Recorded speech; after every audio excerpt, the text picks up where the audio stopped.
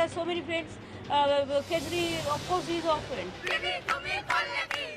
Now, CPM Congress, they thought that alliance, it will be their victory and all this. I have no other interest in life except working for the people of Tamil Nadu. They have been seeing Congress working again and again, but failure after failure. So people were fed up. It is the victory of the people against the corruption.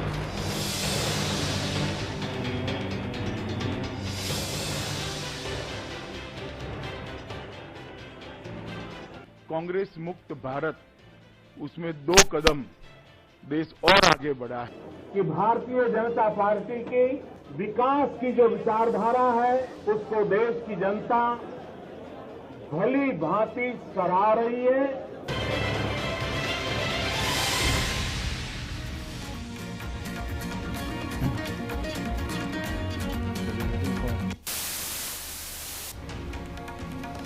Good evening. What an absolutely fascinating election it's been.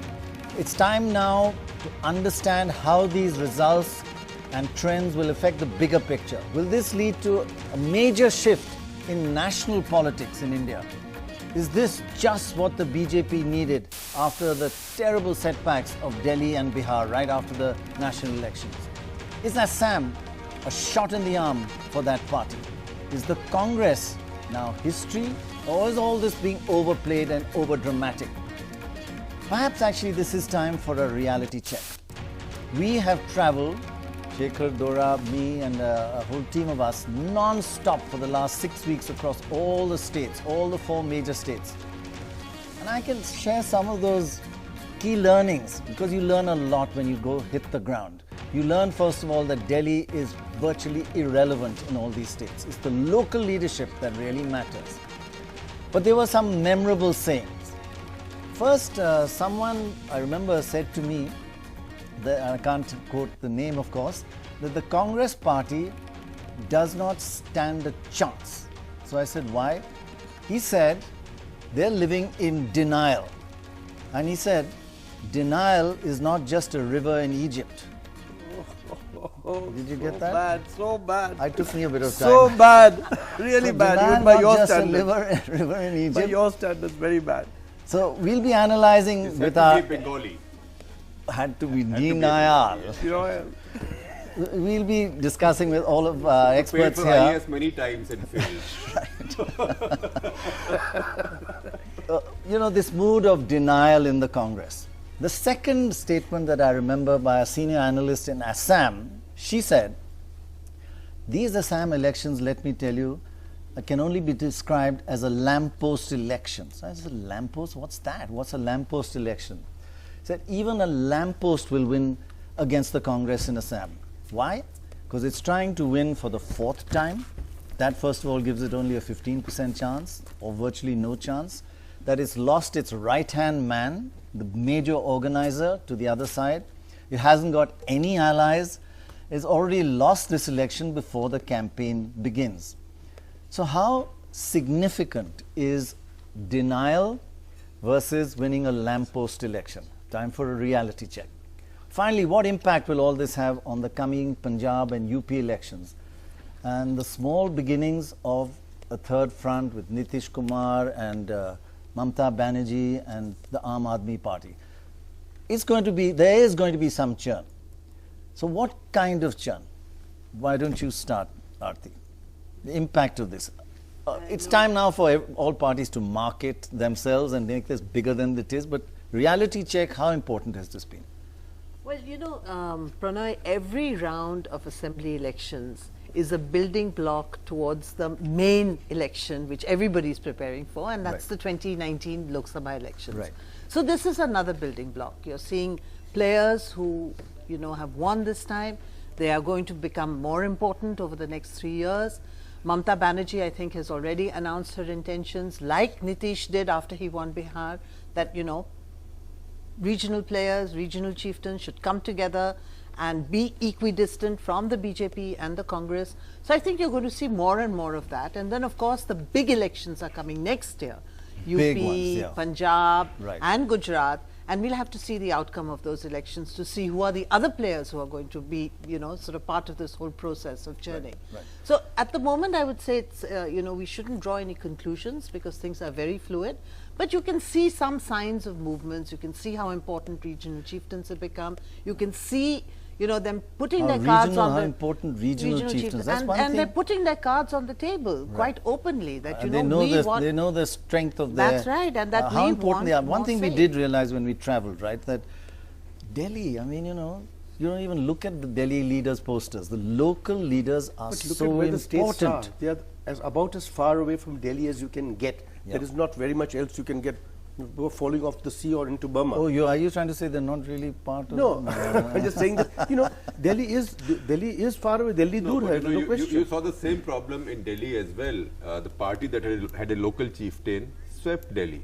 You saw exactly the same situation in Bihar as well, which is far, but not quite as far as Bengal. And frankly, if you look at these results, you've even seen the rise of 1.5 local chieftain in the state of Assam, which BJP has won. And I would say one is Himanta Biswa Sarma and half is Sarbananda Sonowal. So national leaders have to cede space now to regional leaders. But more importantly, I think the return of Mamata Banerjee in a much stronger manner and the return of Jayalalithaa as a much weaker entity.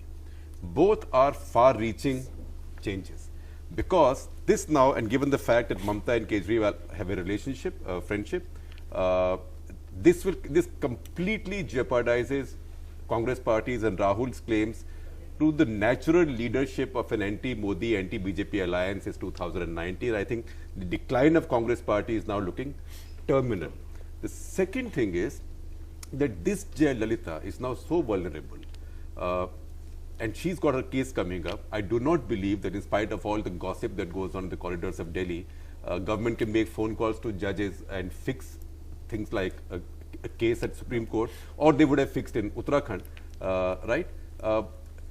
She is a transactional politician. I just want she wants something delivered in kind for anything she does for them. Can I get you to explain? You're saying a weaker Jayalalithaa. She may have won by a smaller margin, but she's broken the yo-yo trend, number one, and also she's done it on her own. No alliance. So isn't that making her stronger? That's an academic point. But what is... Aren't we all academics?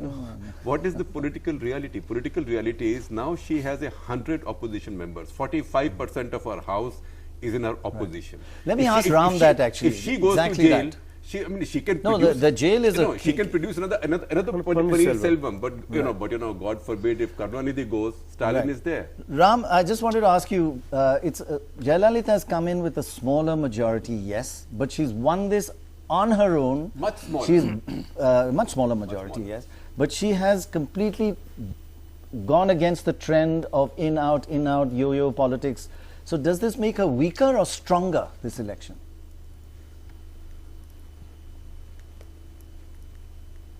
Sorry, we can't get the audio from Ram. And people are using words like historic and so on because she's broken the trend. Right. So she is in a much stronger position than she was before, yesterday. She's in a stronger position. That's what I tended to feel, because going on her own and still and breaking the thing, but with a smaller majority. So that's a point there. Yeah, there's an opposition. Yes, there's an opposition which will be quite strong. It's not smaller by 10. Yeah, but it's still a majority, and it's a clear majority. She's over 130 now. But she'd want a transaction. Yeah, but still, I think that's an open question. Coming into Congress living in denial, and you missed the statement that somebody said, denial is not just a river in Egypt, right? How do they realize that? I mean, the BJP actually, more than winning Assam, which somebody called a lamppost election, you weren't there when I repeated that, anybody would have won because the Congress was in disarray. The BJP, what is significant, has done very well in its vote share in all the other states. Not Tamil Nadu so much, but Kerala and West Bengal very well. And it's made, you don't get seats when you don't cross a threshold, but you've got that foundation. And what does the Congress need to do to survive? Well, it has to admit that it has a problem. And so far, whatever I've heard with other Congress, with guests from the Congress on the show, right, and statements that they've been making, is that they are not willing to accept that this is a major setback. I think they say, yes, we've lost the elections, but they're looking for, they're trotting out excuses like 15 years or Kerala as a pendulum swing. I think an honest analysis of this current setback has to begin with looking at what went wrong in Assam. Because Assam, yes, 15 years anti-incumbency is a major obstacle. I would say they would have had no chance. But they also did help themselves lose it further. But what we've been discussing for the last couple of days, that if they had gone in for a renewal of the government, say with somebody like Hemant Biswa Sarma, as the next chief minister, who had an easy, talk about a change, who had an easy relationship, who had an easy relationship with both BPF. In fact, he took BPF to the BJP. Yeah. Actually, if you look at let's look at the percentages of the votes in Assam, because you see AUDF plus Congress votes are higher than the BJP exactly. full alliance. And if you consider that, probably if Hemant Biswa Sarma was leading the Congress at this stage, BPF wouldn't have gone away, right? So the Congress needs to ask itself, like, why were we incapable of dealing with the aspirations of somebody like Hemanta? And unless they're willing to ask that question, so here are the votes. Aspirations of everybody. Here are the votes: BJP alliance 42%, Congress 32, AUDF 13. Together they are 45, and they didn't fight together. And as you said, well, I think Gogoi made a calculation here on. I mean, one can argue for or against, but he took the view that Badruddin Ajmal is a polarizing figure, and particularly after his January 23rd speech, where he said that Modi is uniting all the Hindus, so all the minorities must unite. That, I think, was something the BJP seized upon, and I think Gogoi realized that if I go with him, this may hurt my prospects more than it will benefit me. Chari, I want to bring you in here.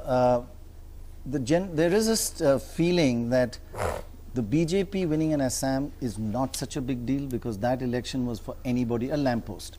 But increasing its vote percentage in the other states, if we have a look at, say, Bengal, if we bring up those figures, or even Kerala, that's the significance. And winning Assam was actually part of the problem of the Congress living in denial and making all the mistakes you could possibly make in one election. And the BJP imported a lot of outsiders to actually run their campaign, which they learnt, and I think they've said it on earlier programs, that they've learned from their mistakes. Mr. Ram Madhav has said that. So look at West Bengal. The BJP has gone up from 5% to 11%, a swing of 6%, more than doubled its vote in Bengal. Now that is more significant, if you ask me, than winning a lamppost election. Let's look at Kerala. Again, an impressive performance by the BJP. Oh, we've gone to Tamil Nadu. Actually, the BJP didn't do too well in Tamil Nadu, but in Kerala, the BJP 15%. That's a swing of 9% up. That means going from 6 to 15. These are creditable factors, and I think the high looks above and if I can add, this is higher than the looks. This is the only state, I think, with the possible exception of Haryana, where the BJP's assembly vote share has gone up compared to the 2014 Modi wave. Higher than 2014. Yeah, exactly. So Jharkhand, Maharashtra, everywhere else they poll less. Because in Bengal, it's 6% more than 2011, but 6 percentage points less than 2014. Kerala, so my question is, there is a kind of obsession with the BJP attacking the Congress, but is your main opponent now, as Aarti was saying, regional leaders? They are the people who seem to be getting the votes in this country. See, one thing I wanted to say about Assam also, it's arithmetically it's okay. 32 plus 13 is higher than what the BJP got, or equal to what the BJP percentage is.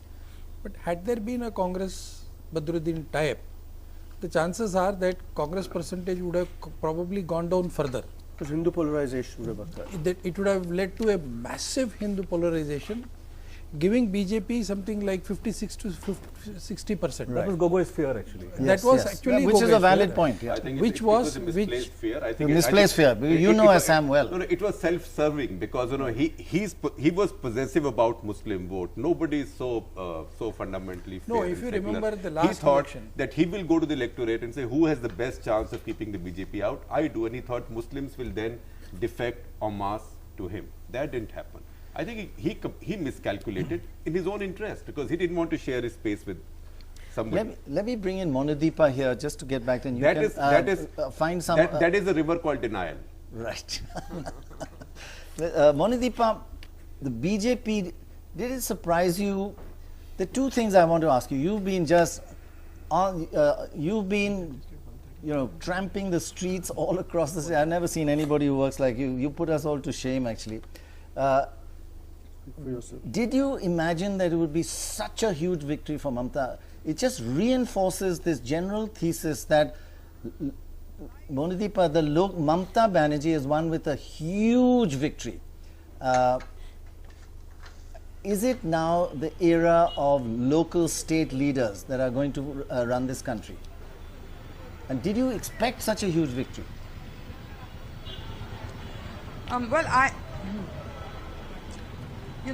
Certainly I did not. And I would say a lot of people in the Trinamool itself did not. I mean, now they are saying, of course, we knew that we would get 200.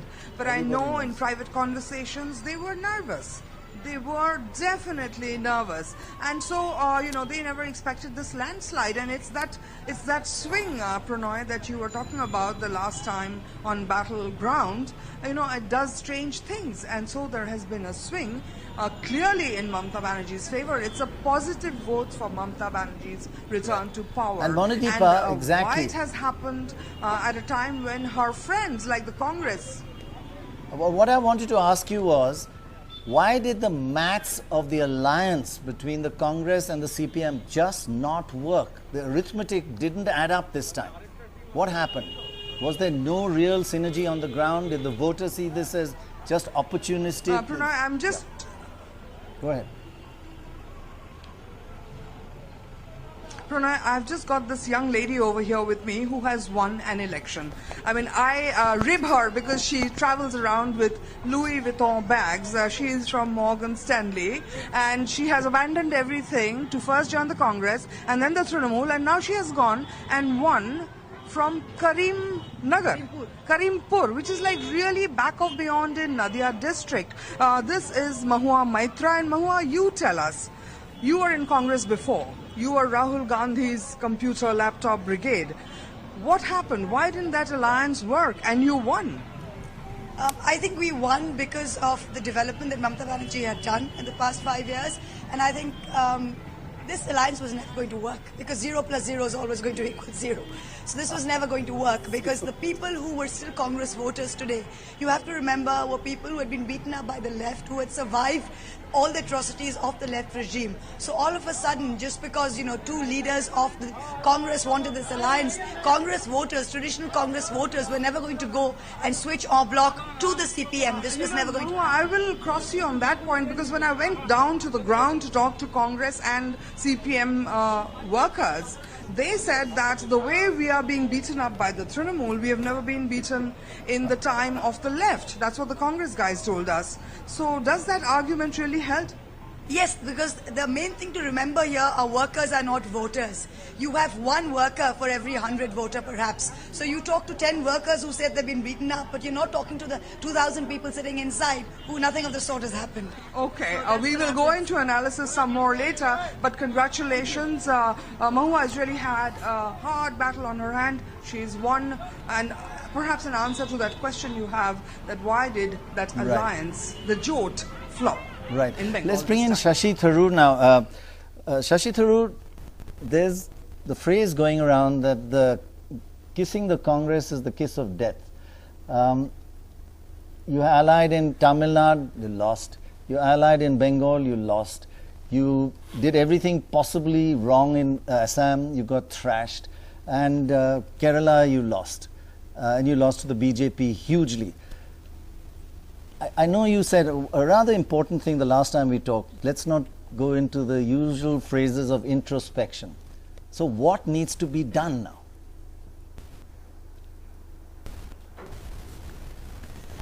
Well, you've said a lot there, Prannoy. I'm not quite sure about the kiss of death.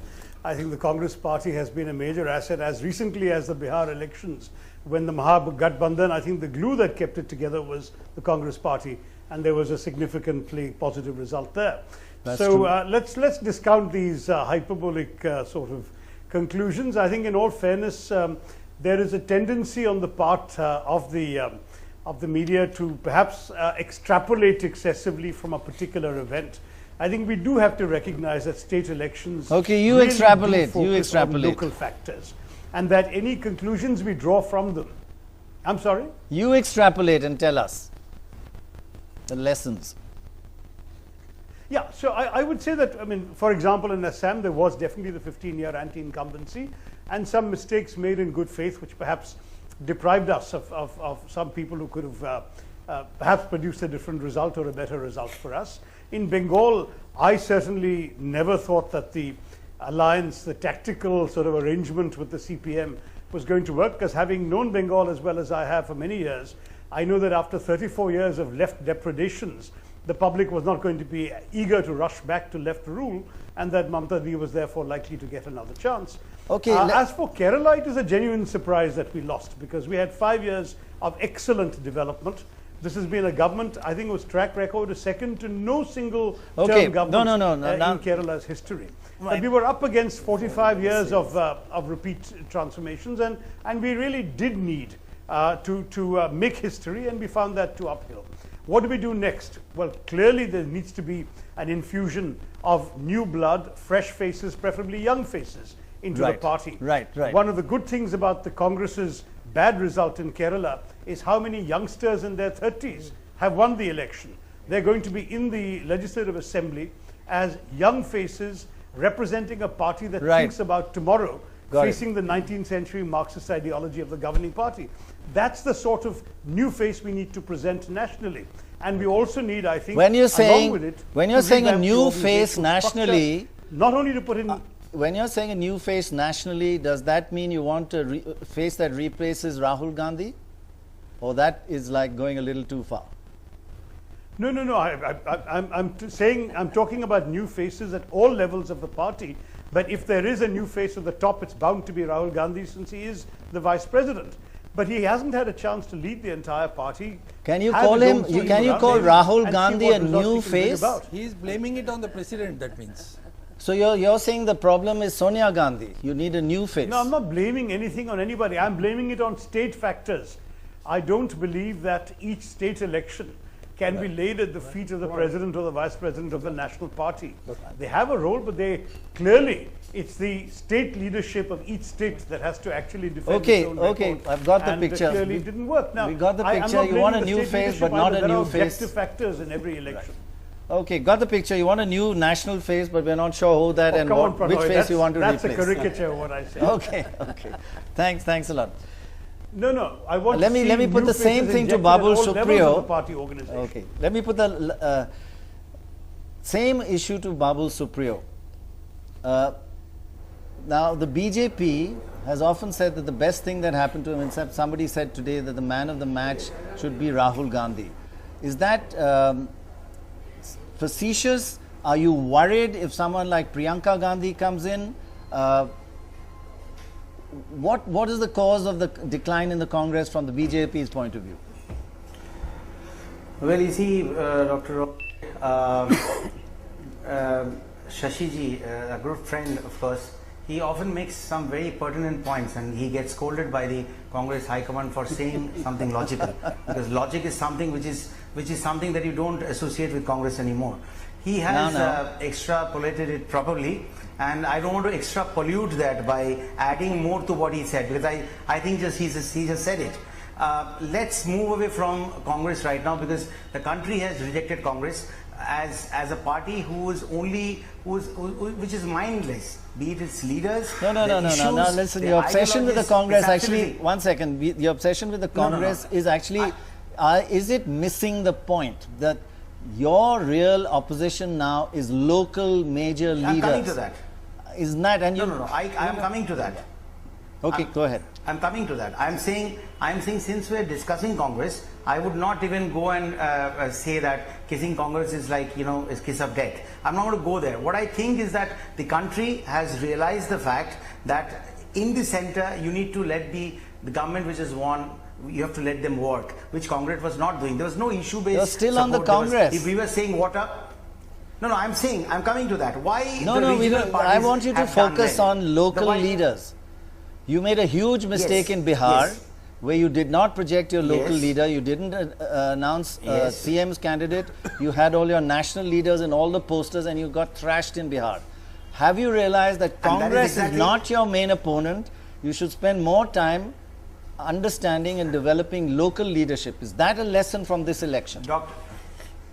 Dr. Roy, if we have made a mistake in Bihar, I would say that today's results just show that thinking with the mind and introspecting, though we hear the words very much from the Congress leaders, is something that the BJP does. You see Sarvananda Sonowal in Assam. We have made the amendments that needed to be done. A lot of local leaders who are popular in Bengal actually contested in the elections. Yeah, their so that's wishes in terms of you're saying you've learned a lesson from that. That's a great. That is the most important. Okay, thing. we just come back to you. I want to bring Nalin Kohli into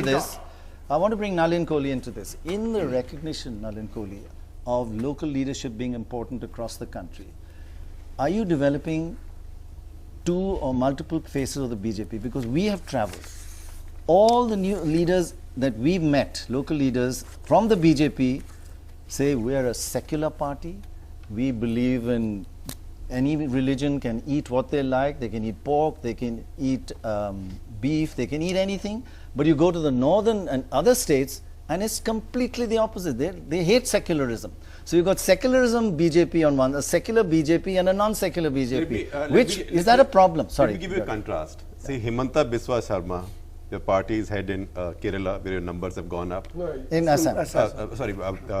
In Assam and Kerala, Mr. Rajshekhar. They said they have no problem with who eats what. You can eat cow or pig, exact words. The same party, your chief minister in Haryana says that Muslims have to take a decision. Agar Bharat mein rehna hai, to ye beef khana to chhodna padega. So does it mean that Muslims in other parts of India, Christians in other parts of India now migrate to Goa and Assam and Kerala? Nalin Kohli, just one second. It's not a facetious question just about beef. These are statements of fact. It's not just a facetious question about beef. It's also about... For those who think India is a homogeneous society, I think are simplifying India far beyond the reality that it is. And second is, I just want to finish, because in light I'm going to take it to what Dr. Roy has raised, an important question in terms of regional leadership. And you who are very different and have their own views. I'm going to come to that. So I think what we find here is, you can't have both ends of the debate.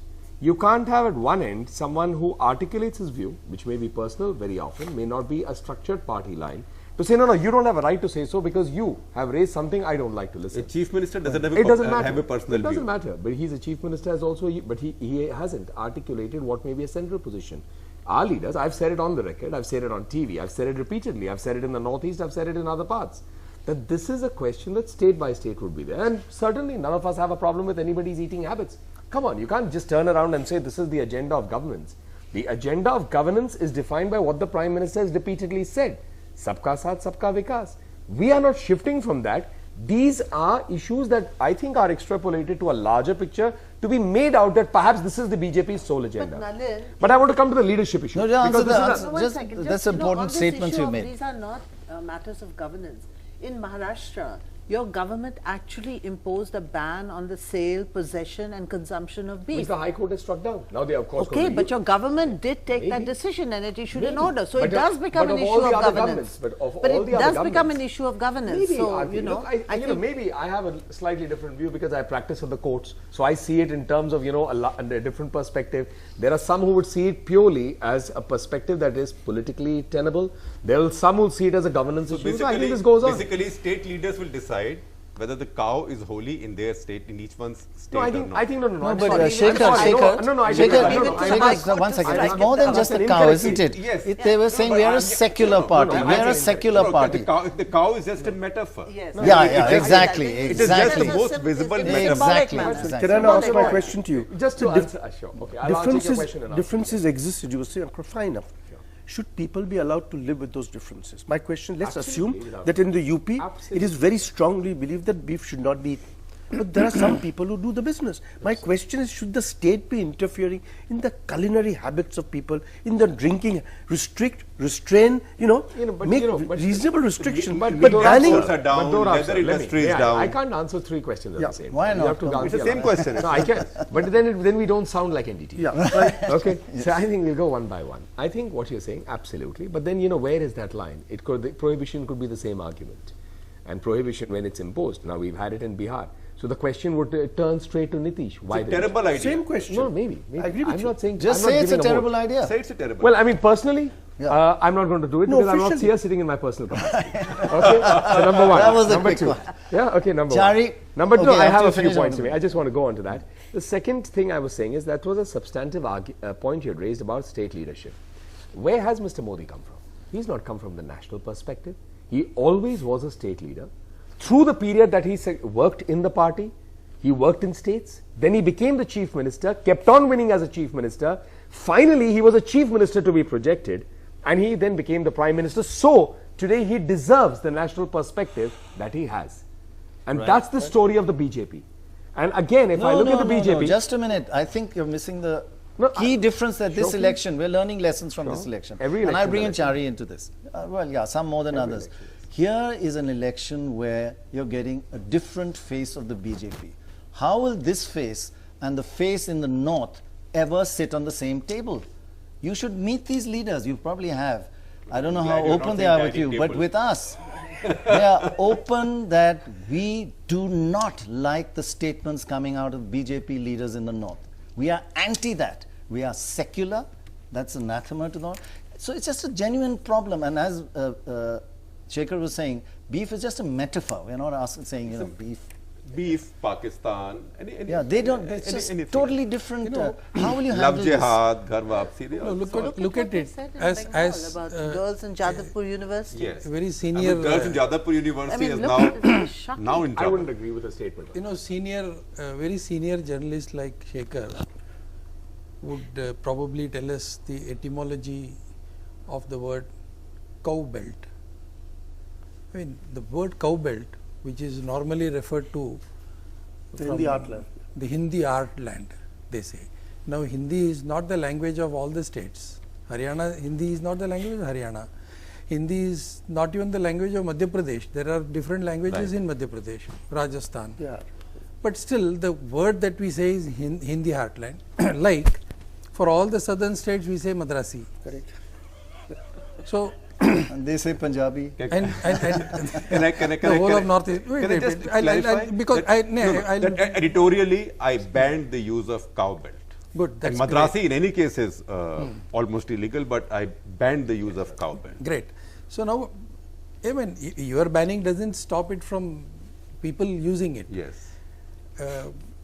Add to this the origin of Jansangh and then the BJP. Now, Jansangh had these issues, Article 370, and then in general, I mean, those who are in the foreign service and those who have done 50 years of ambassadorship and other things should pardon me for this, but in general, the bulk of the strategic analysts in the north were terribly obsessed with Pakistan. As compared to that, you catch hold of a Babu from south and ask him about Pakistan, you will be more worried about Sri Lanka, and etc. Okay. But I'll make a factual correction. The most strident hawks in Indian strategic community have come from the south. And I think it's a diabolical plan to get Punjabis on both sides to incinerate each other with nuclear weapons. So the south will rule disappointment. No, what happens is, I'm trying to get at a broader picture.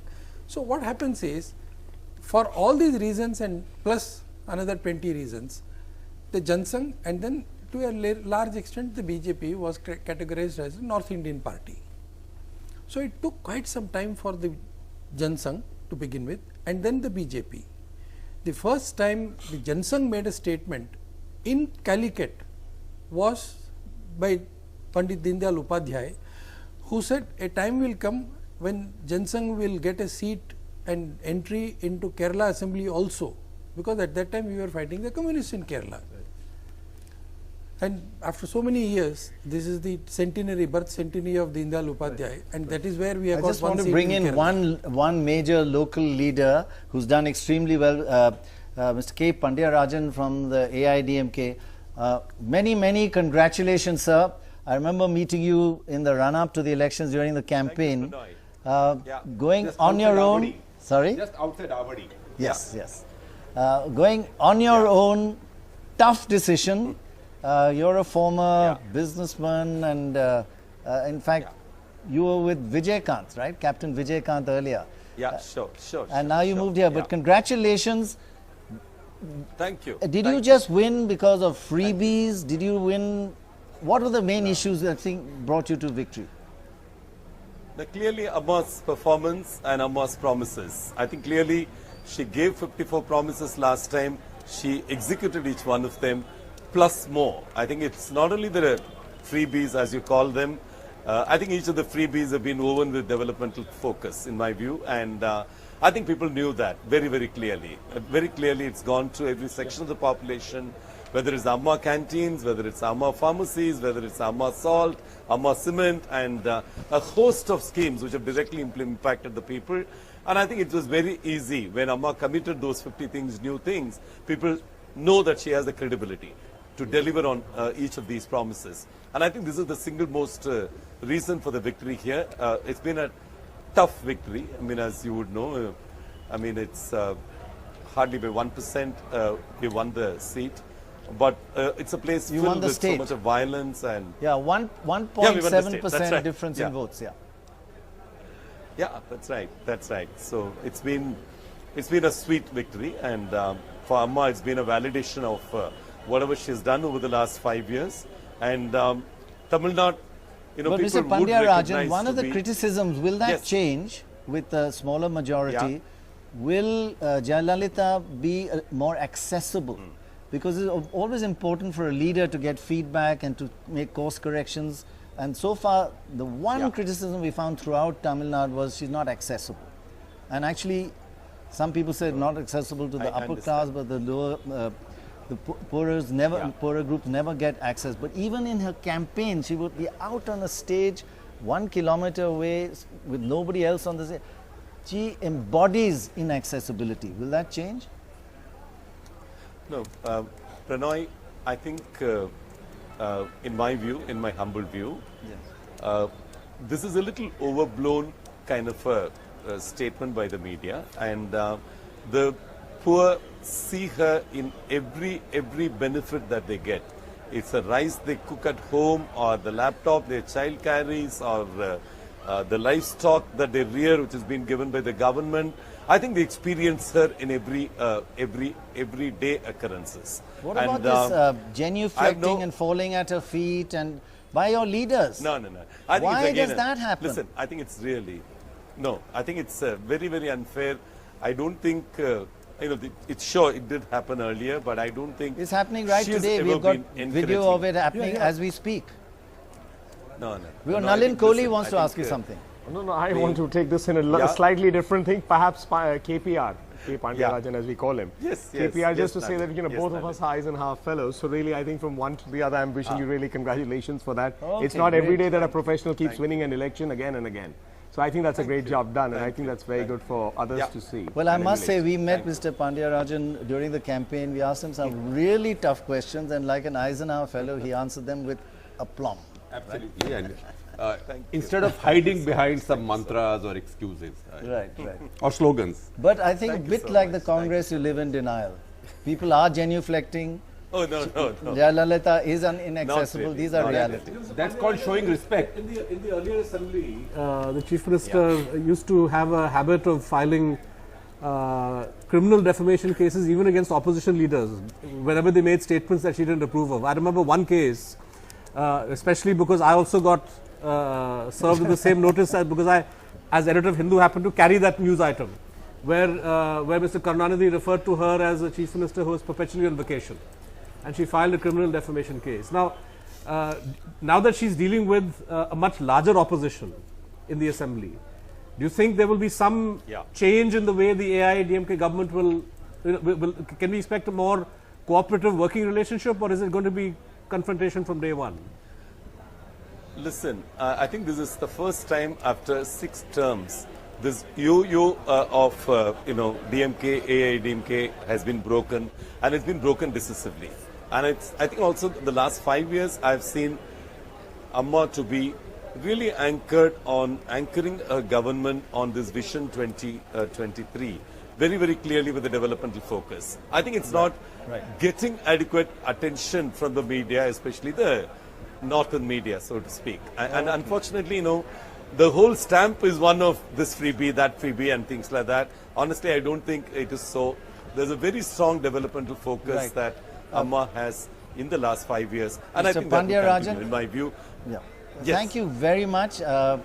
Living a bit in denial, I still feel, but many congratulations, and thank you very much for joining us. Thank you. Thank you so much. Thank you so much. Joining us now, we did discuss, Shekhar and Dorab and all of us, who's the man of the match or the person of the match. I would put the person who's joining us as one of the persons of the match today, and this Himanta Biswas. Thank you very much for joining us, sir. Congratulations, and everybody says this entire victory in Assam is due to you.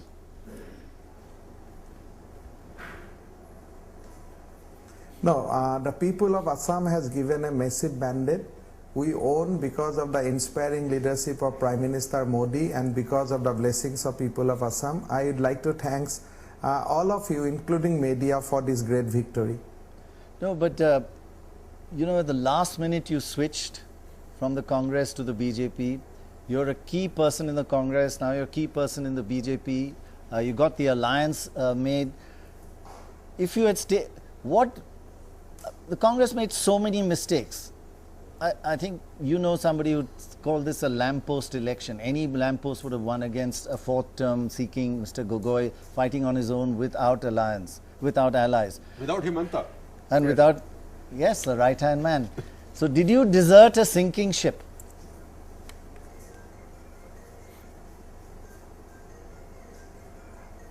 No, I don't want to describe Congress neither as a sinking ship or neither as a very solid ship.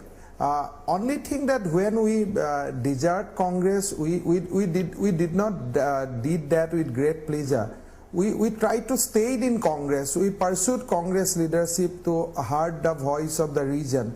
But when we could not, they are hellbound to align with the UDF.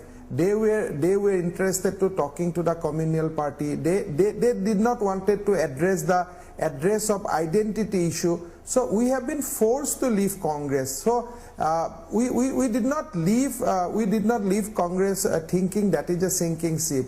We left Congress with heavy heart.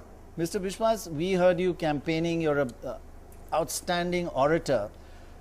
2 things we noticed. One was that you never criticized Sonia Gandhi in any of your speeches. And number 2, you kept saying that you are secular. Are you secular? You're secular BJP? No, we have to be secular. Yeah, we have to be secular because Prime Minister has said Sabka Saath, Sabka Vikas. So we are inspired by that. But yes, I am against the Bangladeshi infiltration in Assam. So that is the point during the campaign we have made. We said that enough is enough. Now stop the further infiltration of these people. So that was our issue, and all indigenous Muslim and Hindu, Buddhist, Christian, every population has supported BJP. you'll be astonished, rather you'll be glad to know that this time we have won one of our candidate where minority population is more than 70%. We have won a Christian candidate from, we got a Christian candidate returned from a constituency where there is no, only 5 to 7% Christian population is there. So BJP has not fought this election on religious basis, but yes, we did spoke against the Bangladeshi infiltration, and that is why I said that this was an ethnically polarized election, not religiously polarized election. Shekhar says Bangladesh is doing so well economically that people are, the infiltration is the other way now. Anyway, Shekhar has a question. Hemanta, two questions. One, you know as well as anybody else that on the question of foreign nationals, everybody over promises. It's going to be impossible to deport anybody. Also because India and Bangladesh have good relations now, and Bangladesh has good economy. Yes. So that is one question. So how will you now go back to people and say, I can't deport, but what consolation prize do you have for them? And second, what happens with you now? You've achieved your first objective, which is defeating the Congress and bringing the Congress in, BJP in. But you are not likely to be Chief Minister. Where do you go from here? You are a very young leader.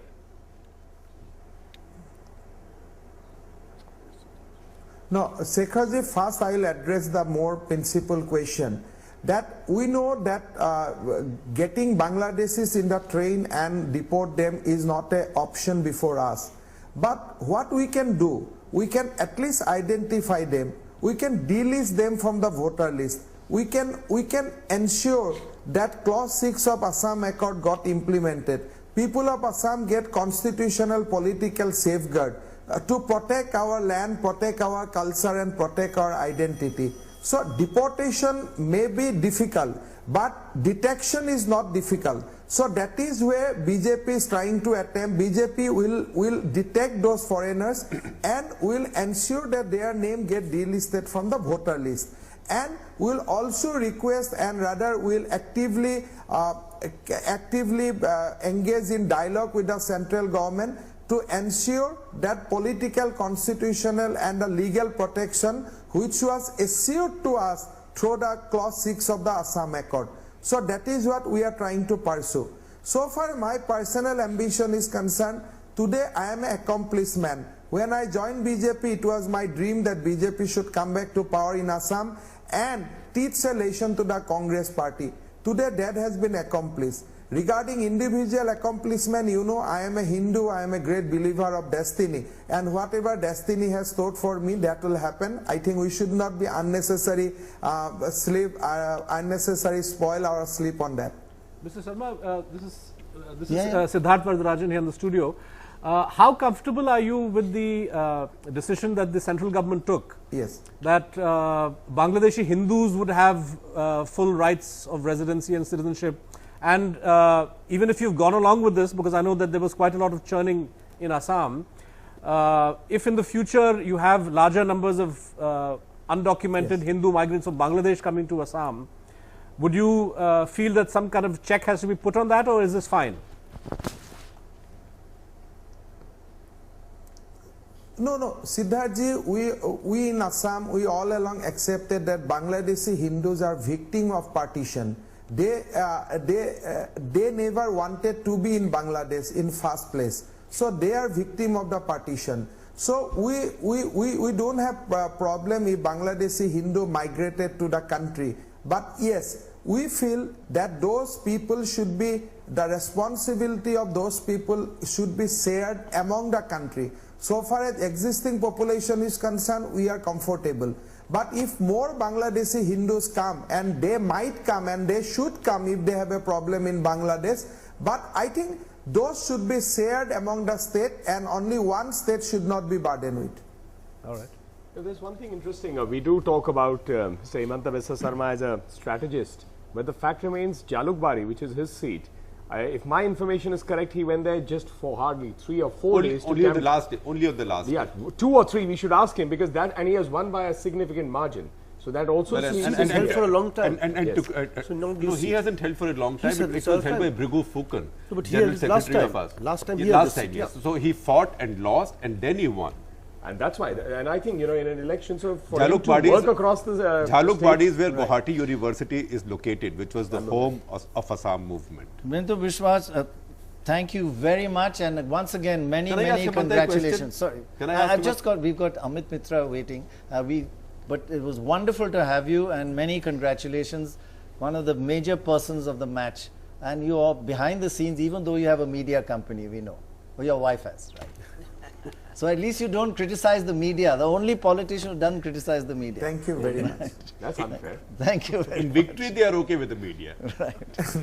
No. Media is a friend, and democracy, we have to take media along. Right. Thank you very much for joining us, and congratulations. And another person to congratulate is joining us now, Amit Mitra from Bengal. Many congratulations. As an economist, I know that you don't win elections just on others' mistakes and waves and promises. You do win on fundamental progress in a state, economic progress. And we have seen that in Bengal. To some extent, we've noticed in the past that second term chief ministerships tend to lose focus on developing the economy. How are you going to keep that momentum going?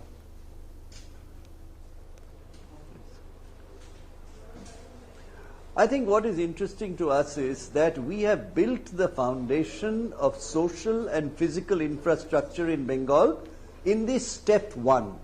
So as you yourself, when you came to Kolkata, Dr. Roy, you saw roads, water, village roads, schools, colleges, universities, all this, and hospitals. So what I would submit is that Mamata Banerjee in the last 5 years has built both the social and physical infrastructure to a great degree. Right, but Mr. Mitra... Now the next step for her, obviously, is to complete this, because 5 years is too little to do this for a state of 93 million people. Sorry to and interrupt. as diverse as Bengal is. So Sorry next step is for her to deepen the social infrastructure, right, the physical infrastructure. Yes. Sorry to interrupt, because the subtext of what I was actually asking you... And that's the first step. Second is... No, just 1 second, just 1 second. What the real question was, yes, there's electricity, no power cuts. That part of that is because the demand is less. There's not much industry coming to Bengal. They are going to other states. After Singur, which to some extent was a turning point for industry, how are you going to get investment into Bengal? You can give us examples, but by and large, people are wary of Bengal. How are you going to change that? May I, Dr. Roy, just differ with you? May I differ with you for a moment? Yes. This is a perception. In the last Bengal Global Business Summit, we got 2.50 lakh crores of proposals, of which 90,000 crores are already in process on the ground in terms of taking land and so on and so forth. And I had indicated to you when you were here in Kolkata, right. Tatas are the largest employers in West Bengal with 40,000 people, and they are hiring 20,000 more. It has become also a cement hub in the last 5 years. 5 biggest cement companies of India have come to West Bengal. And Tata Metallics is looking at expansion. So it's not correct to say that there has been nothing in the investment front. Small and medium enterprises, which is labor intensive because jobs is the main issue, banks have lent the highest amount to jobs in India in West Bengal, in the small and medium enterprises, number one. So there is a dynamics of this, reversing the 34 years of 55,000 factories closure. The dynamics is moving towards attracting more and more investment. Which you're going to attract more investment. Chari has a question for you. More jobs, right from labor intensive to capital intensive industry. Amit Babu, Chari here. Go ahead, ask your question. Yes. See, yes, you have slipped into very serious subjects. Amit Babu, one Congress finance minister told me that finance ministers generally don't win elections. Yes. I know no prices for guessing the name. Yes. What is the secret? Are you going to share the secret with finance ministers? I think there is no secret. The secret is the overall strategy that Mamata Banerjee has taken, which in my constituency I have fructified, where massive development of infrastructure, services have happened and jobs have started coming. So I would say the secret is very simple. Give the people what they want. They want mastic asphalt road, you give it to them. They want water, bring it to them. They want upgradation of school, even an electric crematorium in my constituency. So the secret to this is very simple. Correct all those Serve politically the people incorrect, diligently, correct things. push in the money, 100 crores of infrastructure. No, talk about the whole of West Bengal, not just your constituency. So politically, since you are stable now, I'm talking about West Bengal. You want to go about this. I'll give you, for West Bengal, let me give you the statistic. No, let me allow me to give you the number. This was plan expenditure when we came to office in the last left front government was 14,000 crores. This has gone to this year to 53,000 crores in West Bengal. This is a record of all time for any state. Taxes have doubled. This is a record of all time. So I am talking about the aggregate state. It's a revolution in West Bengal. That's why people have come out and voted us in this manner. Can I just ask you, Mamata Banerjee's message. In the light of this resounding victory, and Yes.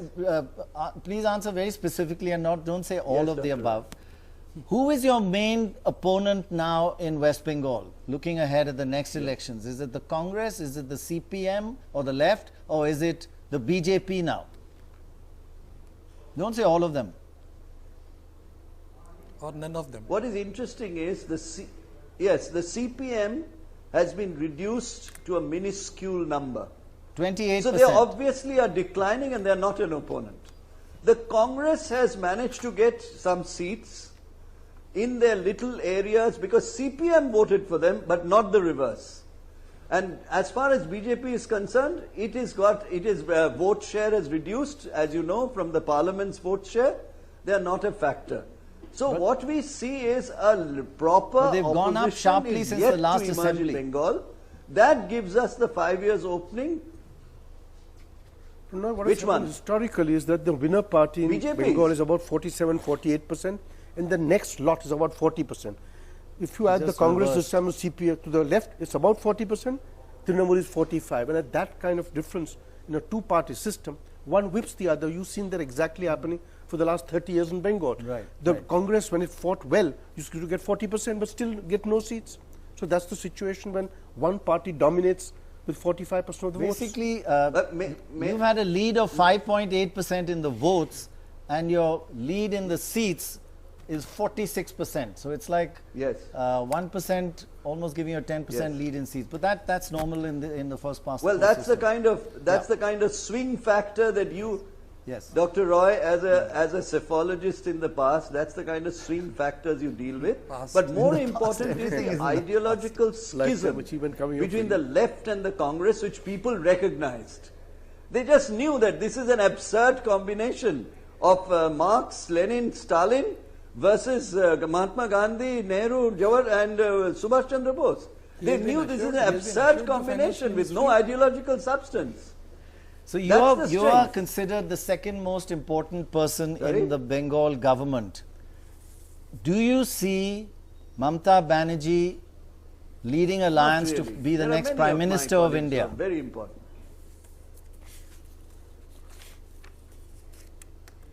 Will Mamata Banerjee be the... Sorry, go ahead. That there is obviously...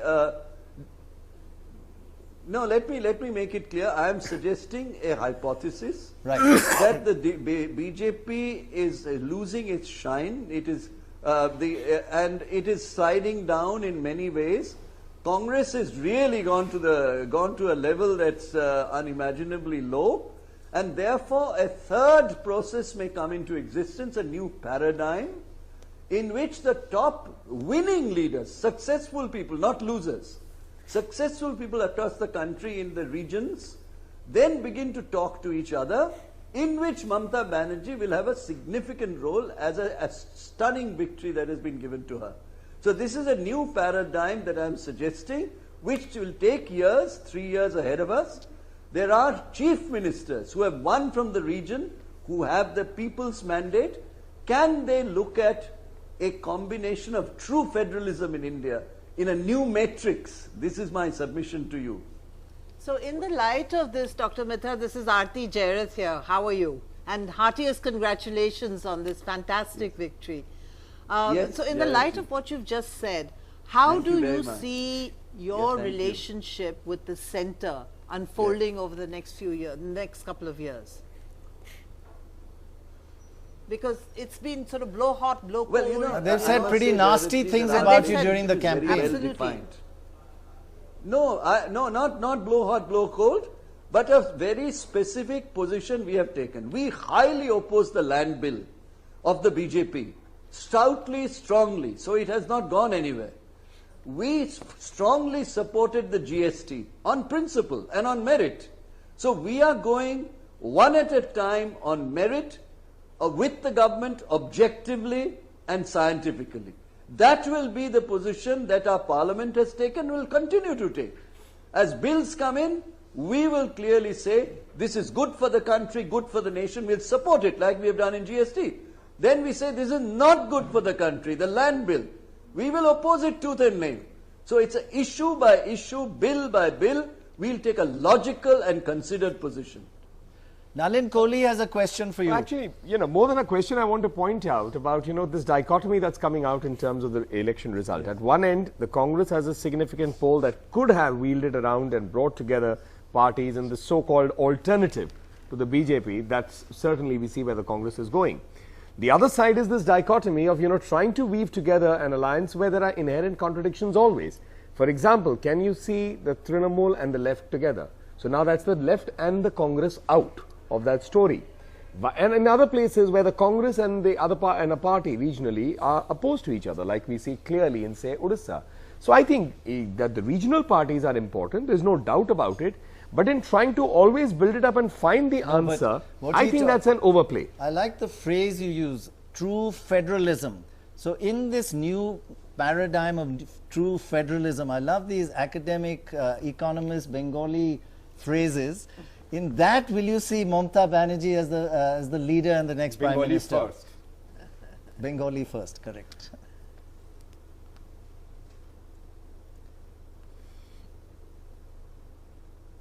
So, are you going to see Mamata Banerjee as Prime Minister one day? Strategically not hearing.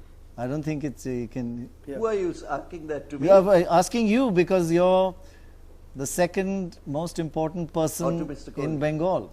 Yes, I'm sure that what I would like to say, Dr. Roy, is that this matrix, as it evolves, it will have strong people. She has never said she wants to be Prime Minister. She's very humble on this matter. But certainly a matrix can evolve in which she will have a significant role as a successful Chief Minister with a development record which is first rate, and then decision maker, implementer. So people will take her very seriously in this matrix if it does evolve. Amit, this is Shekhar Gupta. So a question. It is generally said that Mamata keeps on defeating the left because she just convinces people that I am more left of the left. Do you agree with that? And whether you do or not, what is Mamata's economics and how is it different from the left fronts?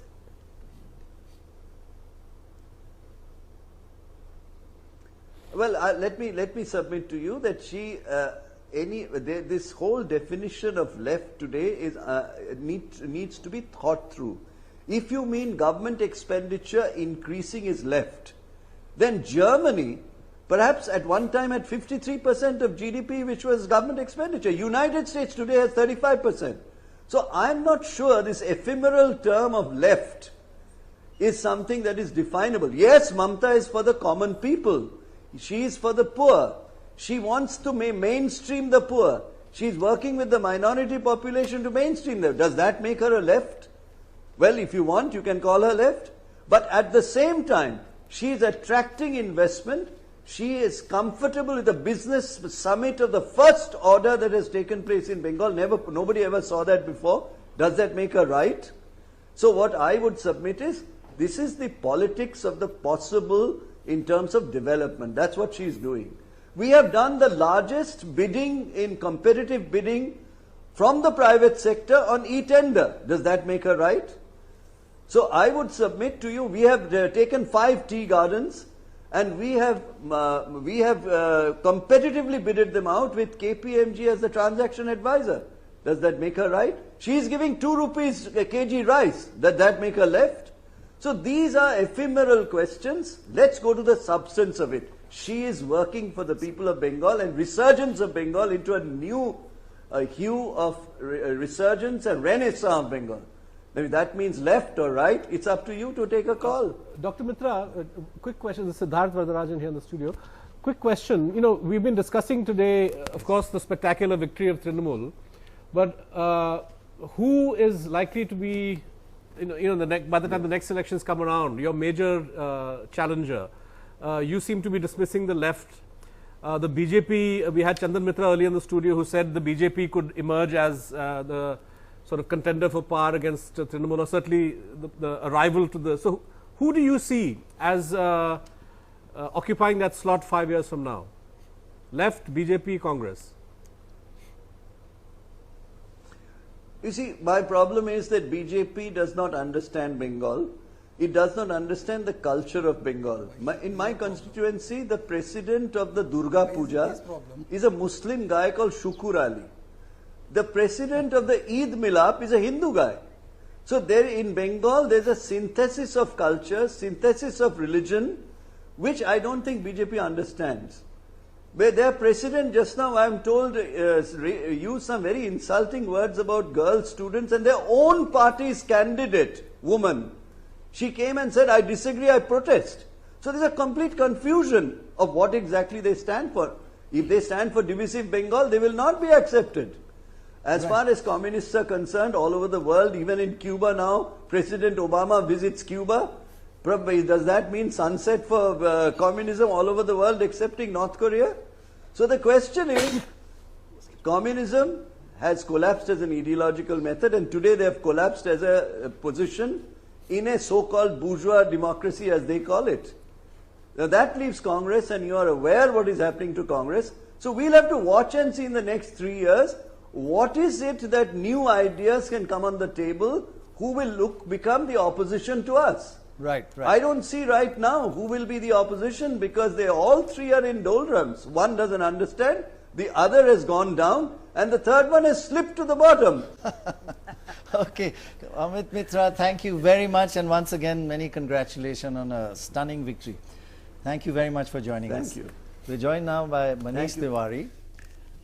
You're looking as cheerful as could be expected under it's a tough day, bad day at the office. Well, you're right in the sense that the results have been disappointing, to say the least, but that does not mean that they were very unexpected, for the simple reason that if you look at it, of course you've been discussing it ever since the morning, and some of you, I must say, have great stamina, that you've been at it since 8. I've been seeing the same faces the whole day, so I must congratulate you for that. Variety now. So therefore, but no, I said Congress needs new faces. Well, I think NDTV also needs new faces. And younger faces. But we are young. It's not. It's the heart that matters. Are you young at heart, right? No, but the point actually is, what change are you going? What lesson? What changes are you going to make? This is a secular decline, to use Shaker's phrase, and we don't see any change happening in the Congress. Is this going to just continue the decline? Well, Dr. Roy, I think you need to step back and analyze the results in a certain perspective. And the perspective is that if you look at Assam, the fact is that we'd been there for 3 terms. Maybe people in Assam were looking for an alternative. The BJP presented that alternative, they accepted it. In Kerala, there has been a cyclical trend. That cyclical trend has held LDF, UDF. In West Bengal, we tried an experiment. That experiment may not have worked in terms of seats and numbers, But according to me, the left Congress alliance is a natural alliance. It's a progressive alliance. It's a natural alliance.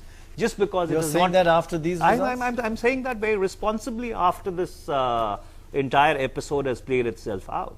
So therefore, going forth, I do not think that you need to throw out the baby with the bathwater. There is a certain amount of commonality which we have, at least in terms of the programs as we structure them. The only problem is the left was under tremendous criticism for doing that alliance. They've done very badly. They might not want to be with you. I agree with you. I know. I agree Joining with us now, and you could ask him a few questions. I agree with you entirely. The left may have a different perspective on that, and they're entitled to that perspective. But insofar as we are concerned, I think it's an experiment which needs to be taken forward. And yes, in Tamil Nadu, Jayalalithaa has bucked the trend. Unfortunately, despite the vote share being very narrow, I think it's 40% to 41%. Yes, 1.7%. Just want to bring in Prakash Javadekar here. Those number of seats. Prakash Javadekar, thank you very much for joining us. Again, many congratulations on your party's performance in this election. What we've been discussing here is how the BJP is developing into two BJPs. One is the North BJP, which is very different from the kind of new leadership you're getting in the South, in Assam, where all the leaders we meet say we are secular, we will remain secular, and we will allow any religion to function, we will allow anybody to eat anything. A very different BJP. How will you manage these two extremes?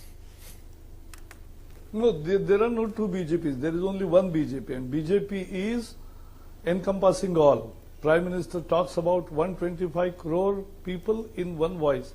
We don't discriminate, and food is a personal choice. And second most important thing, these are not the issues. I feel the local leadership is having an effect on you as well.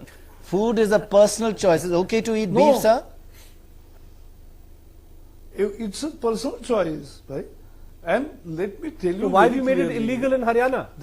What do you say to the Chief Minister of Haryana and Maharashtra who says not a personal choice? What do you say to them? 1 minute. No. That is what I am telling you.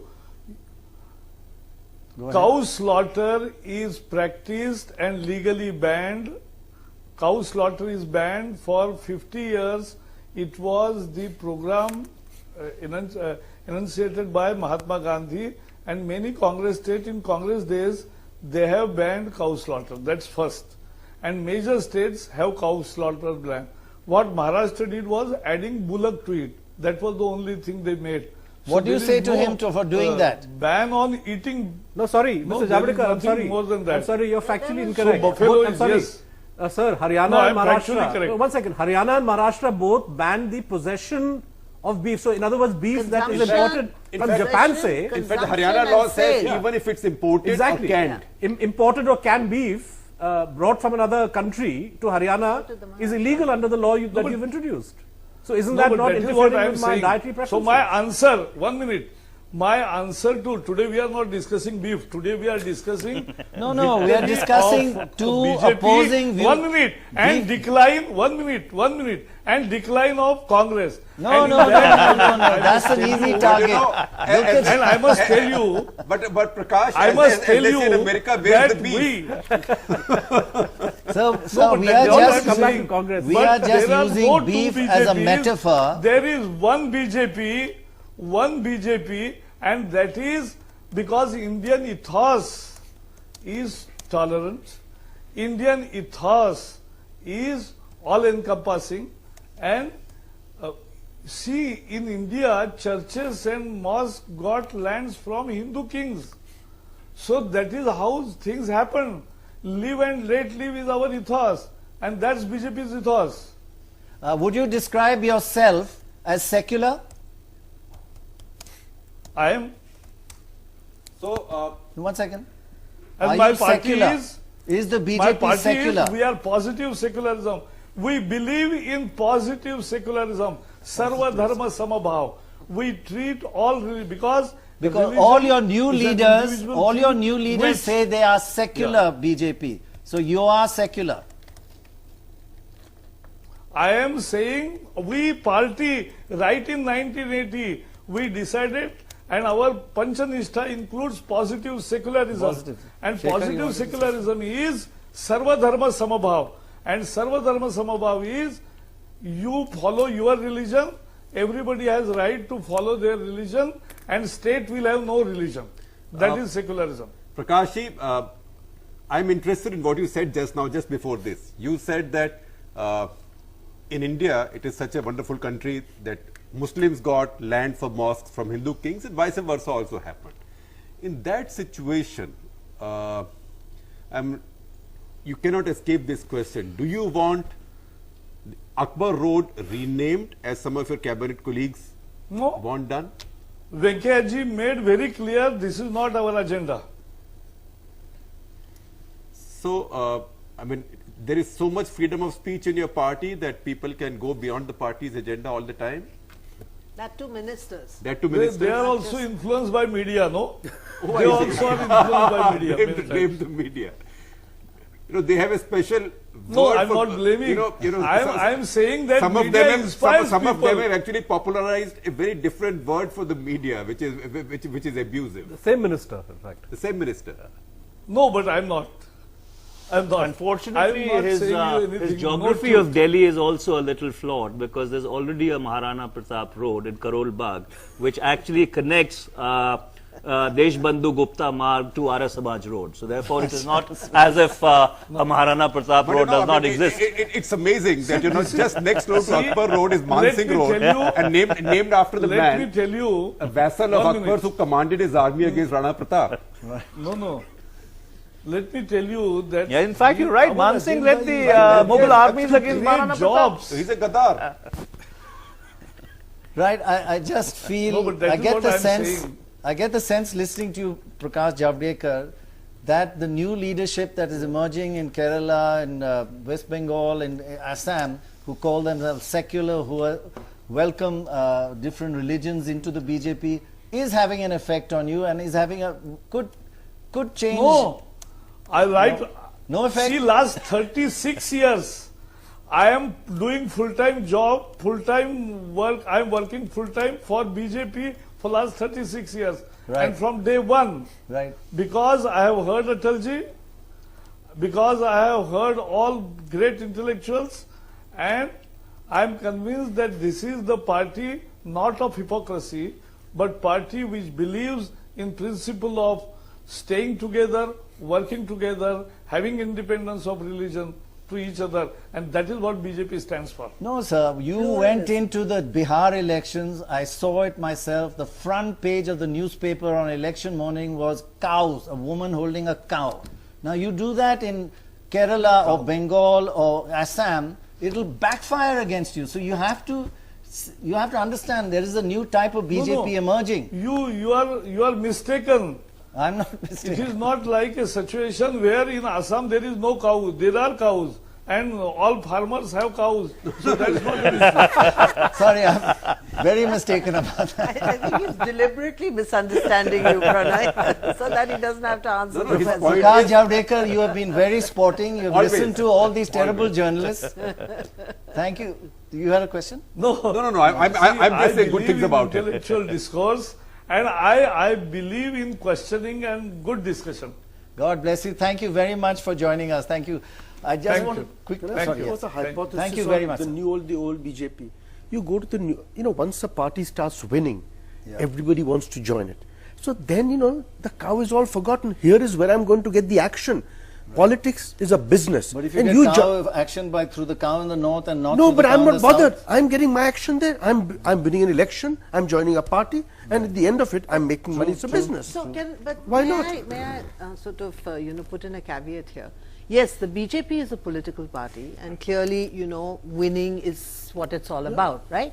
But they do have something called the RSS behind them. That stands behind them. And they are an ideological entity. And they are, the big bosses in the Parivar. And they are the ones who actually drive the ideological agenda. The big bosses, when they don't have the numbers, the time will come when they don't have the numbers. They are currently, because they have the numbers, they are dictating them. It's not the numbers. In Assam, the two biggest leaders of the BJP are non-RSS. Lateral entries, right? Yeah, absolutely. Sarbananda and Hemanta, right? So if the RSS tries to use this favorable environment. No, I'm saying they may push, right? No, they and may push they will the push. But They will. Siddharth, not just the top two, almost everybody that took from AGP earlier, most of their MPs, for example, are not from the RSS. Right. No, I just want to. Yes, Shari. I just want to make give you one information. When this whole beef controversy was going on, it was the RSS, the leadership of the RSS, the chief of RSS, Sarsanga Chalak of RSS, who said that the issue is not beef and everyone should have freedom to choose and do what they want. But of course, if you are able to persuade and then educate people on all these issues, we should do it, and in a very positive manner. But these bans cannot be imposed through force or That's by the law. RSS, but the BJP doesn't listen to that. Yeah. This is what the BJP RSS said. When the Bharat Mata controversy was going on, again it was the chief of RSS, Sarsanga Chalak Mohan Bhagwat, who said, don't impose Bharat Mata ki jai. Educate the people on this issue, but these things cannot be imposed by law. This is what the RSS said. 2. Third, as far as Assam and Kerala are concerned, RSS is very strong in Assam as well as Kerala. Kerala is the only state in India, as far as RSS is concerned, which has a shaka every 2 kilometers.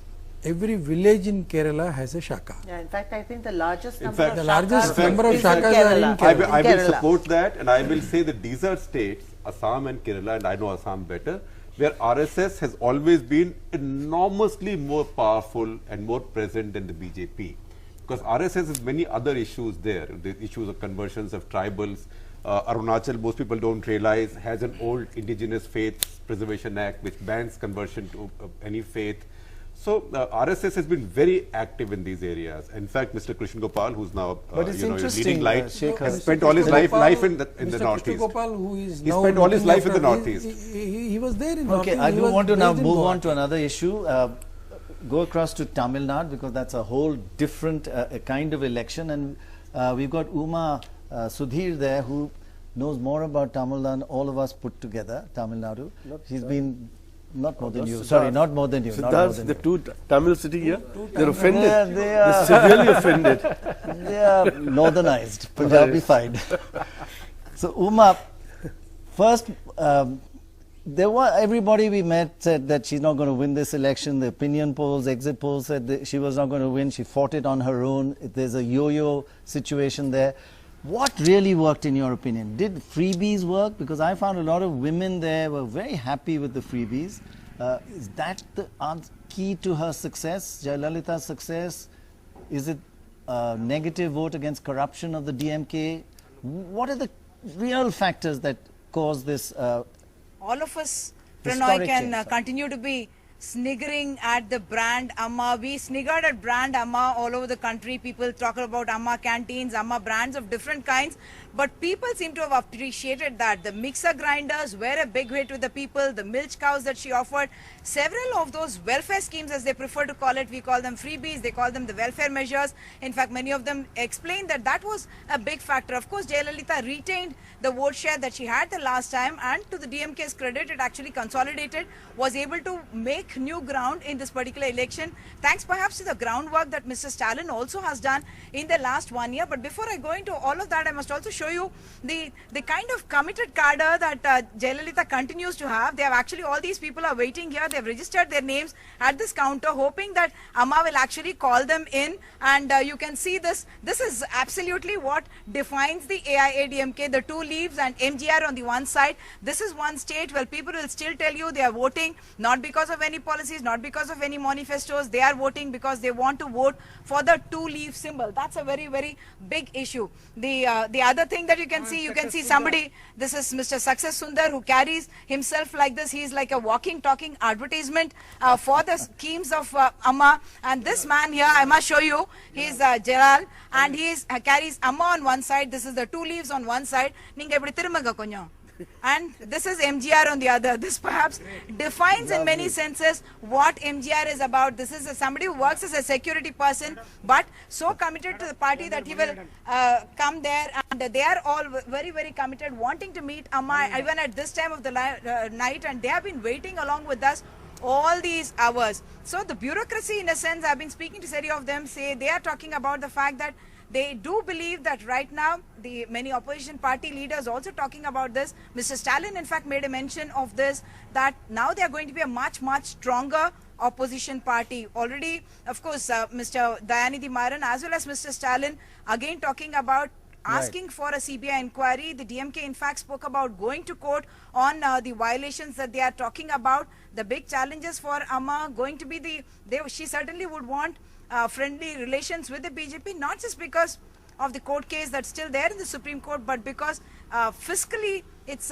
in a very bad state. The state, despite the fact that all these freebies have got her the votes, but she still needs to deliver on that. And for that, perhaps they are also hoping for help from the central government. Prannoy. Uma, thanks very much, and thanks very much for your outstanding reporting throughout this entire campaign. And we'll be coming back to you in the next day or two, I'm sure, because there's a lot more to understand about the fallout of these elections. I want to bring in Ram. Ram, I'm terribly sorry.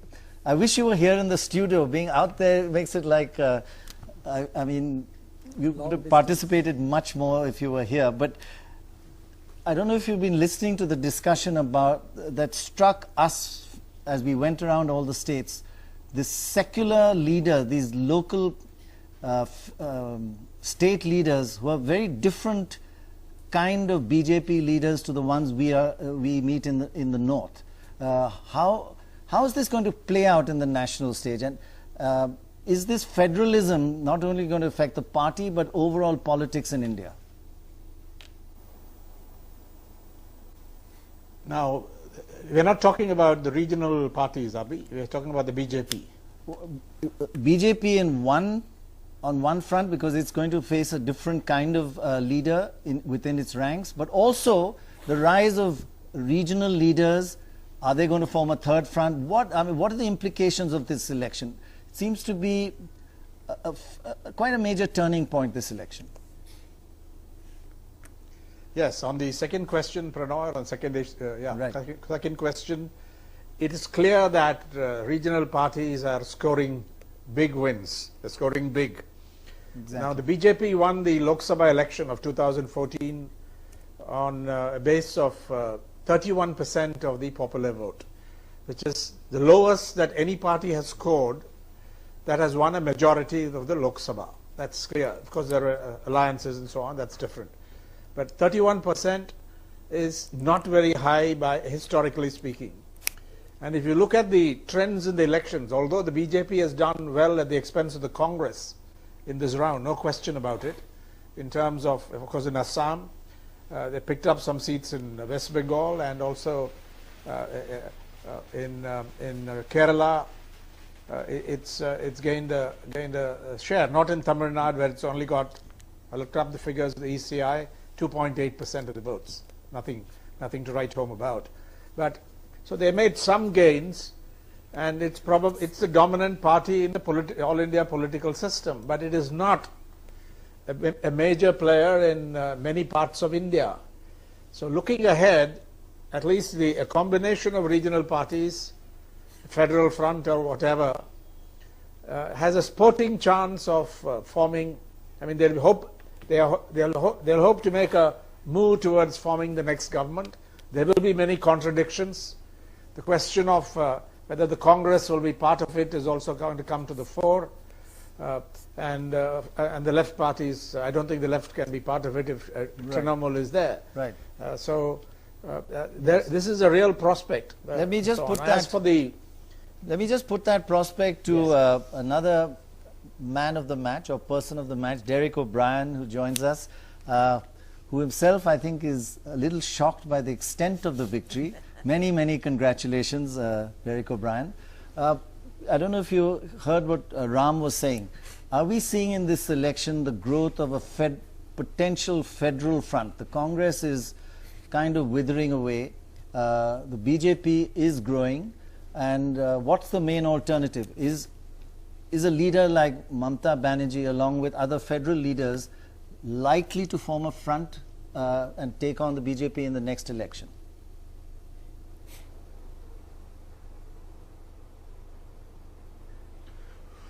Well, thank you, Dr. Roy. It's always a pleasure to be on your program. There are so many programs on the elections, but this is still top of the pops. Thank you very much for joining us. We are not shocked. Yeah. We are not shocked with the results. I think a few others may be. We are not the cocky, arrogant type. So even when we met you for breakfast when you were in Kolkata, we kind of underplay it. So it's always better to underplay things. It's easier to manage expectations that way. So we're not shocked, nor were we nervous. But we're very happy. And to answer your question, I'm glad you used the word federal front because that second front and third front sounds terrible. So let's call it the first front. But you know, it's a little like asking a cricketer who's just scored a double century and who's come into the dressing room. Give us one evening to enjoy our double century, which we scored in 115 balls, and then we'll get into further analysis. But on a serious note, to answer your question, it's interesting the kind of people from across the board who called up Mamata Di today to offer their congratulations. From Chandrababu Naidu ji, to Akhilesh Yadav ji, to Sonia Gandhi ji, to Narendra Modi ji, to Arun Jaitley ji, to Arvind Kejriwal ji, to Nitish Kumar ji, to Lalu Prasad Yadav ji. So all these telephone calls and all the congratulations came in. And I always like to believe that Delhi is only a 2-hour flight from Kolkata. Did Rahul Gandhi ji call her to congratulate her or not?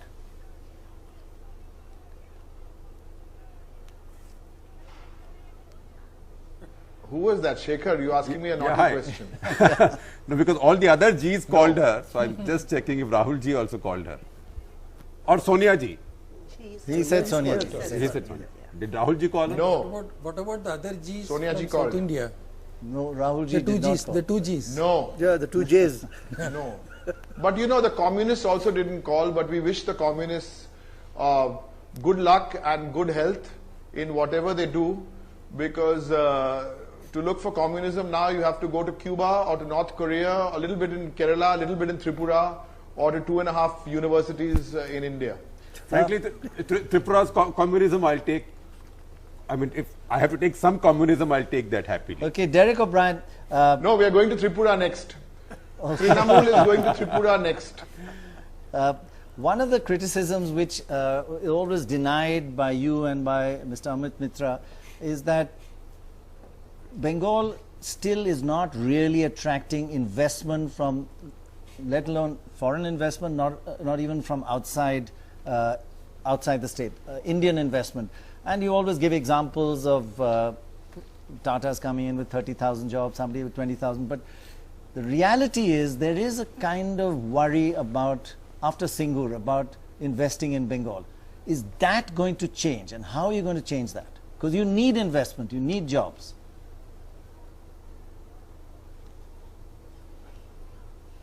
Yeah, I think that's a fair question. I'll just try and answer it in two points.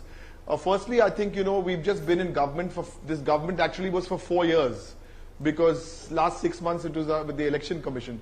So in 4 years, we've managed to double our tax revenues, and we've managed to do some progress in industry. But if you're talking about big industry, I think that's going to be a major focus in the next 4 years. And for Singur specifically, we welcome the Tatas to come and work in Bengal. We welcome the car factory plant which wants to come up there in 600 acres. The only problem is it now seems to have got stuck in a dispute in court. And we've already heard what the Supreme Court, the comments and the observations the Supreme Court is making. But yes, our social development programs have really worked very, very well, and that's reflected in the results, whether it's roads, whether it's electricity, whether it's the program for getting girls and boys to school on time. So all these programs have really worked well. Industry, social sector, agriculture, on these parameters, I can throw you numbers. And I think what we will also do in the next 4 years is we also need to advertise and market ourselves. We do that, we do the good work, but we'll come on your channels more often. and we'll go to the other channels also and talk about these things, because otherwise, when we don't talk about it, you know, and then you have a cynical media house here who I don't want to talk about today, because today is a happy day for us and we don't want to spend our time talking about media fixers. And when the largest media house here is cynical, the job becomes doubly difficult. There's a lot happening here, and we really think the national media for these elections have been a soothing balm, because they have really covered these elections in a fair, neutral manner. So has the regional media, bar one. Derek, I hope there won't be any vindictiveness towards this media house, which you clearly don't like. And I guess they don't like you either. But I hope there will be no going after them or vindictiveness of the kind that we see in many states. Was that Siddharth? Yes, yeah. Siddharth, yeah. Well, I'll promise you one thing. I'll promise you one thing, and I say this with all humility. When you're a team led by a captain who's used to winning matches, you learn how to handle victory, and you're always gracious in victory. And I can promise you that the Trinamool Congress led by Mamata and the entire team will be gracious in victory. We also understand today something otherwise also quite tectonic happened in Bengal. Besides our big victory, the communists don't even have the leader of the opposition seats. They're down to some below 30. But as a responsible political party, we are used to winning, so we will be gracious in victory.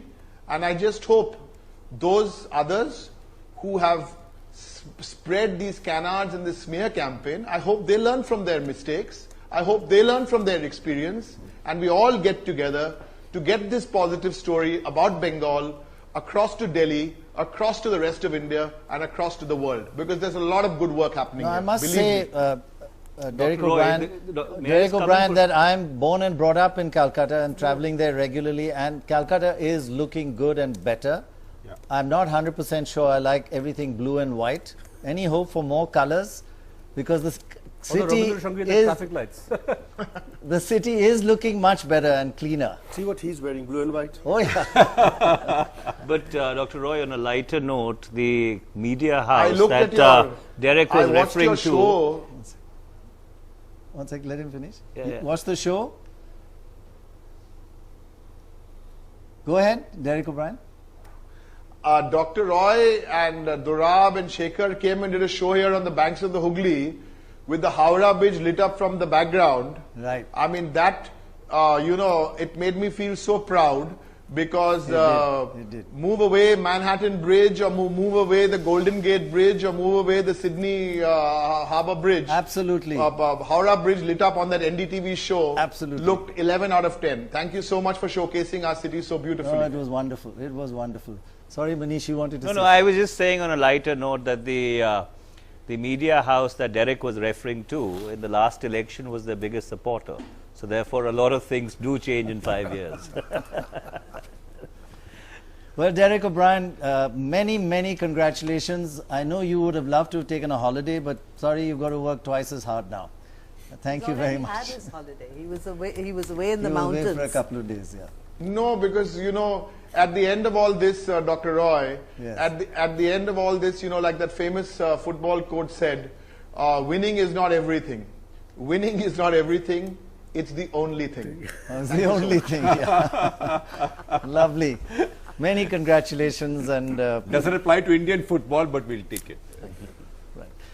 Thank you. Just going back to Ram again, on Bengal, Ram, it's been really a dismal show for the left, for the CPM and the left. They've fallen below 30%. I think they're about 28%. They're the third biggest party. How do they ever recover from something like this?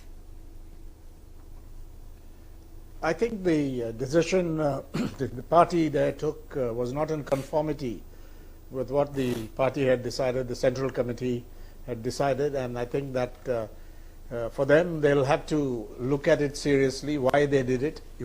Now, looking at their argument, they'd say that this is for protection, this is for survival and so on, because there have been violent attacks on CPM offices and so on. So you can see where it comes from, but still it was not in conformity with what the decision taken, and ideologically I don't think it is defensible, politically and ideologically. So they'll have to look into it and take corrective measures, but I don't think it's irreversible. Things could change, but it's yes, it's taken a big hit. But one of the the question things, that Ram, Siddharth raised earlier, the question that Siddharth raised earlier, that you know, could they have managed even this without going with the Congress, is an interesting question, and do you we have no real answers to it. But it is, yes. Do you feel one of the criticisms, apart from the fact that it was an ideological, it was compromising the ideology by forming an alliance with the Congress, do you feel that electorally they don't have a charismatic leader anymore? And without that, and Mamata Banerjee is a great orator, a very charismatic person, and herself personally honest.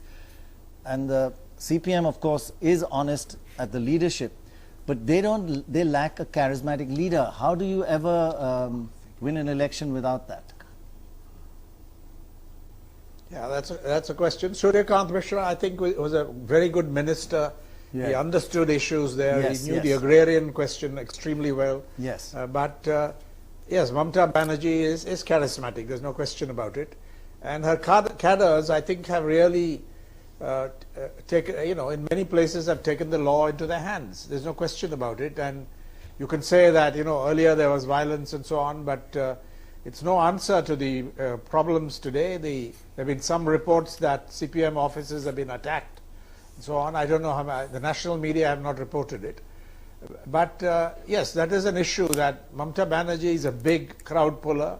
She's an orator, and this is her time. Yes, no question about it. But I think there are leaders. Some of them are very old, but there's nobody of the caliber of Jyoti Basu, obviously, who dominated West Bengal politics for so many years, just as EMS Namboodiripad did in Kerala. You know, but I think you've got to live with a more normal team today. Yeah. You know, the fact that the man who would have been the chief minister had this, you know, sort of Congress left won, Suryakant Mishra, the fact that he lost, I mean, I think it says a lot for, you know, it's a kind of decisive rejection of the left, you know. Right. It's not just an ideological problem or, you know, just a lack of a charismatic leader, but a rejection of the left, a bit like what happened to the Congress in Delhi when Sheila Dikshit herself lost. Right. So I think, you know, they need to look really deeply at what is happening. I mean, is this really going into terminal decline? For the left in Bengal. Sorry, I have to interrupt you. We are joined now by Arun Jaitley and Mr. Tarun Gogoi. If I can come to you, Mr. Gogoi first. Commiserations, bad defeat, but everybody kind of predicted it. You did everything to commit harakiri. You did not have any allies, you lost your right-hand man, and you were trying to win a fourth term. Did you in your heart of hearts just give up this election? Yeah. No, I didn't give up my election. I fought like a lion. Right. I may got defeated. That's a different thing. I fought like a lion. I tried my level best. Yes, I failed. That's no doubt about it. I do accept with all humility the verdict of people of Assam. What's the key factor? What is the key factor in your defeat? The fact that you were trying for a fourth term without talking about a change, the fact that your right-hand man, Mr. Himanta Biswas, left you, the fact that you had no allies. I mean, all three put together would have made any election almost impossible to win. No, I don't think. You see, Hemanta was with me when the Lok Sabha election was there. Why we lost very badly when he was with us. So I don't think he is the only factor for which we lost heavily. Right. Because from the far beginning, Mohan Bagar how many times came here? All the leaders, Amit Shah, even the prime ministers, all the ministers, how many for last 2 years, maybe 200 times they've been visiting. That's all, it's a combination of all. Then yes, there may be some deficiency in our part. There may be some anti-incumbency also, because people might have some changes. Arun Jaitley, that I must admit. thank you very much And for joining us. And our strategy, whatever we adopted, I'll just bring in Arun Jaitley at this point to comment on what you said, sir. Arun Jaitley, many congratulations. A big election for you after Bihar and Bengal. Bihar and Delhi, you really needed this, and you're the only politician cephalogist I know. You're only second to Dorab, I think. What is impressive is more the fact that you've increased your vote percentage in other states rather than win in Assam, which is considered a lamppost election because of all the factors that were going against the incumbent. But it was opportune of you to actually become the opposition party by incorporating all other forms. So are you more pleased with your vote increase in other states or winning Assam? Which is more significant, do you feel? I think if you look at the growth of the BJP from North India to West India, I think one important milestone was 2008 getting into Karnataka, which became an important gateway as far as South is concerned. Now, after that, we have a coalition government in Andhra Pradesh. On Karnataka, we are on a comeback trail. And I think we were extremely keen to start this whole process of Kerala's politics becoming increasingly tripolar. So if you get about approximately 15% vote in Kerala, then to resist that squeeze of the two big fronts and get 15%, I think is an important starting point for us. As far as Assam is concerned, I think it's as significant as the 2008 development, because to form a government in a major northeast state, Assam, I think is extremely important. We've in the past won Lok Sabha seats in Assam. We had only 6 seats in the outgoing assembly. And I think our electoral strategy did work. We had the right alliance, we had the right leaders, we got people from other parties who were willing to join us. And I think it made a difference. There was a 3-term anti-incumbency against Mr. Gogoi. All these factors did make a difference. So looking ahead, is your main opposition going up to the next general elections the Congress, or what people have been describing as a possible rise of a federal front of local state leaders? Who's your main opposition? Well, honestly, I don't know. If you ask me this question today, I don't know. Political logic is that as far as a national election is concerned, you can't have a regional party anchoring a national alliance. That experiment was tried during United Front. It was a disastrous experiment. The anchor has to have an all India presence. The anchor must have a leader who has an all India acceptability. The anchor must have a reasonable number of seats in parliament. With 20 and 25 seats, you can't anchor a national alliance. It doesn't work in the world's largest democracy. And therefore, if today's data, if we look at it, then people would start theoretically considering a confederation of regional parties. But then we have a large number of regional parties who support us. And within the regional parties, there are enough contradictions. You don't expect DMK and ADMK to be together. You don't expect the left and Mamata Banerjee to be together. You don't expect the Samajwadi and the BSP to be together. I think the situation is still very hazy. And it's for the Congress party really to find a final answer to this. Does it again put its house in order, or does it go the way it has gone in the last 2 years? Mr. Gogoi, you've heard about Arun Jaitley talking about anti-incumbency, perhaps the main factor against you.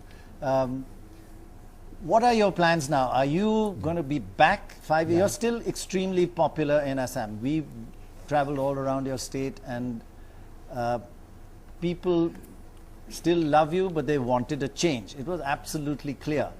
What are your personal plans? Are you going to come back and fight in 5 years' time? Are you going to come to the center? What do you plan to do? Or have a holiday? No. I'm not going to have a holiday. I enjoy this fighting for the people of Assam, and I'll go on fighting for the people of Assam. Whenever any injustice is done, definitely I will go on fighting. I will raise the issues, and I have been raising since I became an MP in 71 when Indiraji was also there. That time also I fought for the Assam cause, and I have been all along fighting, and I will go on fighting.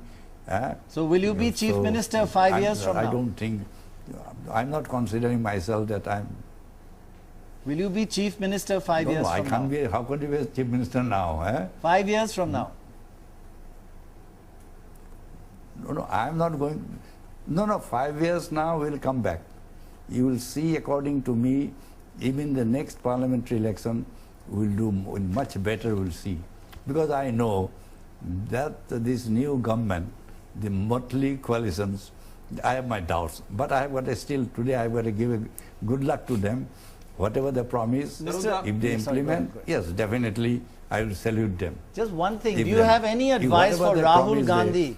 Because he worked a lot with you in this election. And definitely it will be difficult for him if whatever they promise in the election, you see, definitely it will be difficult for me. Any advice for Rahul Gandhi, sir?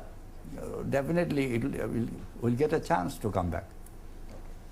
Sir, Tarunda. What do you say? What we're asking? Tarunda, this is Shekhar Gupta. I was just asking, any advice for Rahul Gandhi? You worked very closely with him on this election.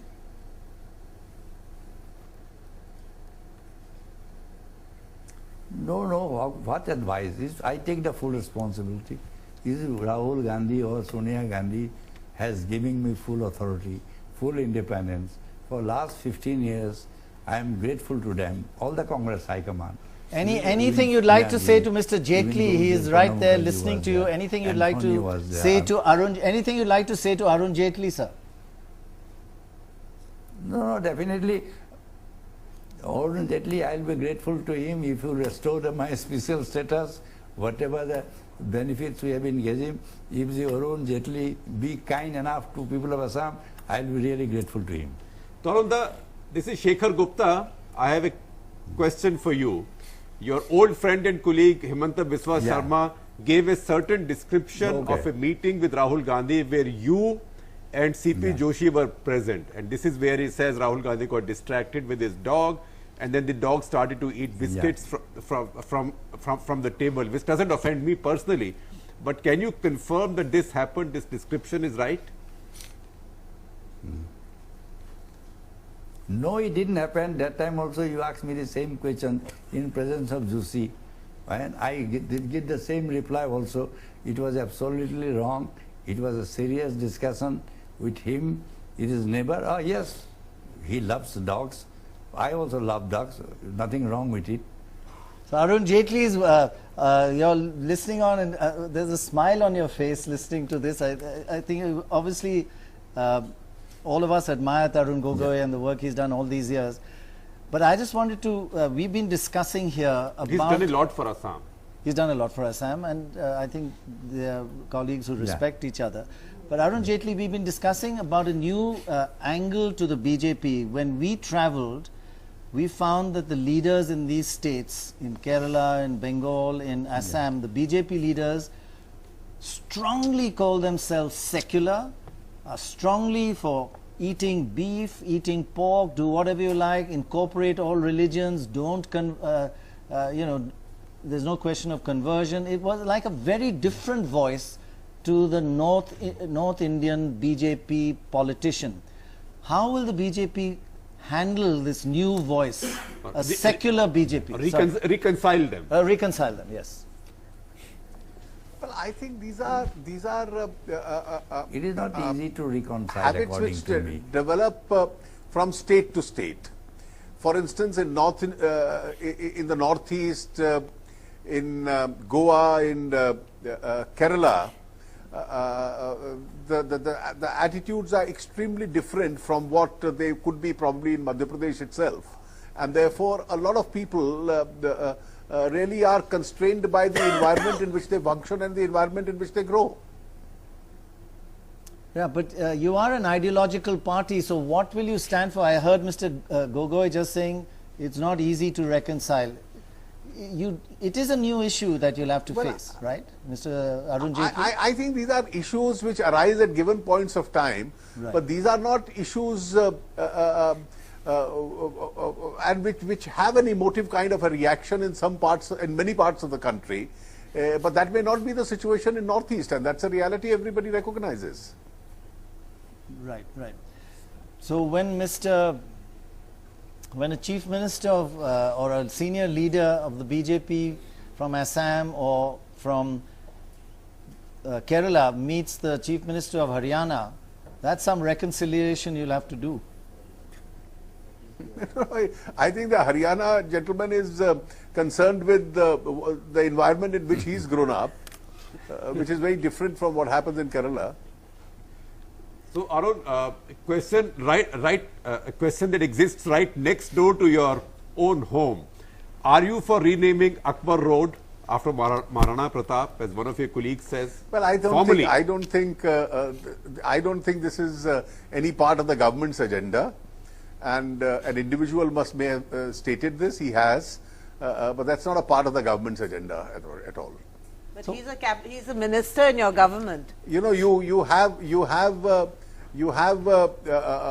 on some specific occasions where cities or areas are renamed after either individuals or because of certain factors. But this can't go on indefinitely, that everything is renamed back. But Arun, when we traveled around, one of the statements that all these leaders said on the record and off the record to us was, when senior leaders in Delhi, ministers, make wild statements which go completely against what they believe in Assam, Kerala and Bengal, somebody should tell them to stop, or they should be punished, or they should be asked to step down, but nothing is done. So is there going to be some lesson to be learned that if you're going to incorporate the rest of India, people who make wild statements must face some penalty? Prannoy, this was an issue which arose in the earlier days of this government, and the party has individually spoken to the kind of people who very frequently bump into your cameraman and then are invited to make these statements. Those people have been more careful now. they've been told to be careful, and I think there is a significant difference as far as those people are concerned. But then you can't restrain all the people all the time. Arun, there was some confusion about whether the Haryana Chief Minister, this is Siddharth here, whether the Haryana Chief Minister was told off about his statement that Muslims, Musalman rahe, lekin Hindustan mein rehna hai to beef khana chhod de. Some reports appeared that Amit Shah had summoned him and he was told that he should not have said this, but he denied it.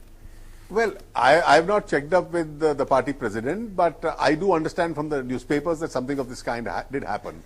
The party, you see, at the end of the day, if you look at the big picture, there are several priorities before the governments. And some of these statements unnecessarily act as a policy diversion. And therefore, the party has been conscious of this and has been advising and restraining a lot of people. And it has shown results in the last few months. As a lawyer, are you willing to take a cue from the Maharashtra High Court judgment and advise the Haryana government that they should do away with those provisions of their new cow slaughter bill, which criminalizes the possession of things like tinned beef from outside Haryana? Well, I have not seen those provisions, and therefore I won't be able to comment.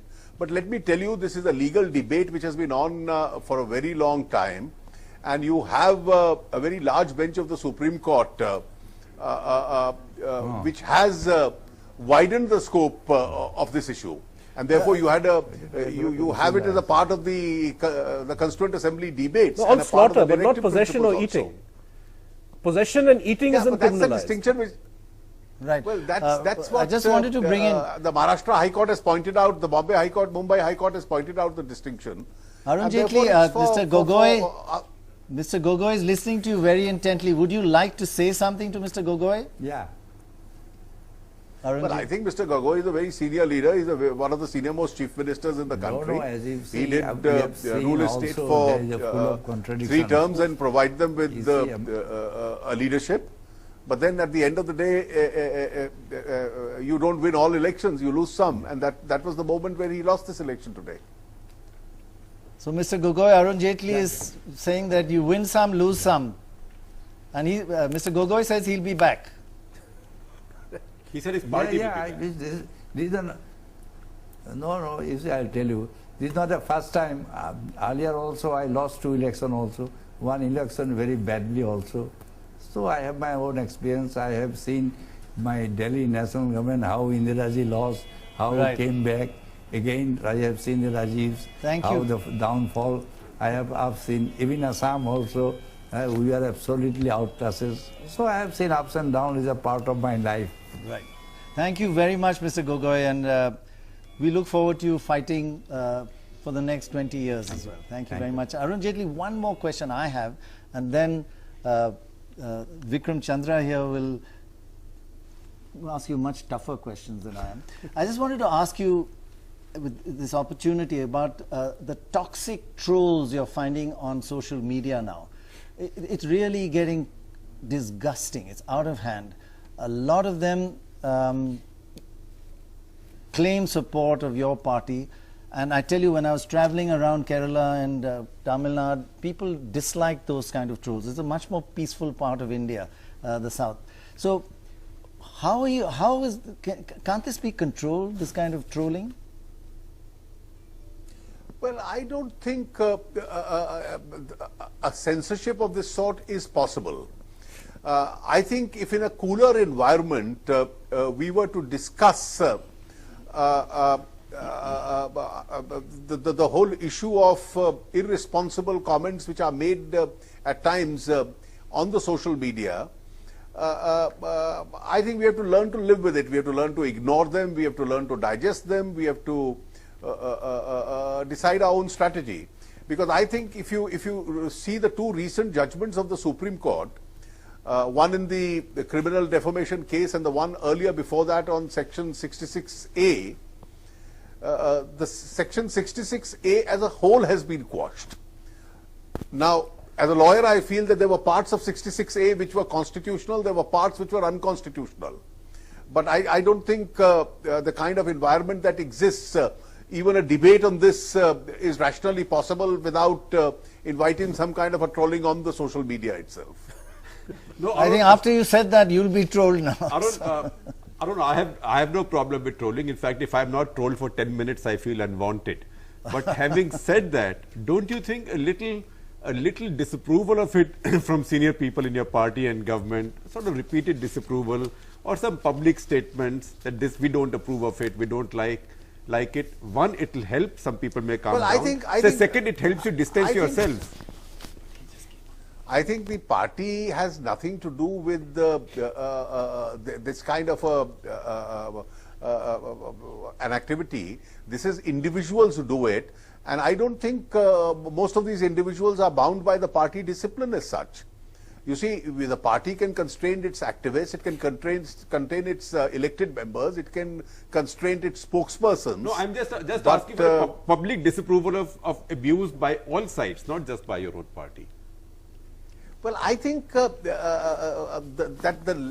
all, don't we repeatedly say, I've said it on more than 20 occasions in Parliament and outside, that the level of public discourse in India has to rise, and therefore concentrate on issues, don't concentrate on personalities. I've been repeating this ad nauseum, but that's a civilized way of addressing the issue, which is exactly what you are saying. Because I agree, abuse doesn't come only from your party supporters, it comes from others also. No, and the worry is, to add to Shekhar, what happens when these trolls start influencing government policy and behavior? That's what becomes a bit worrying. That's crossing the line.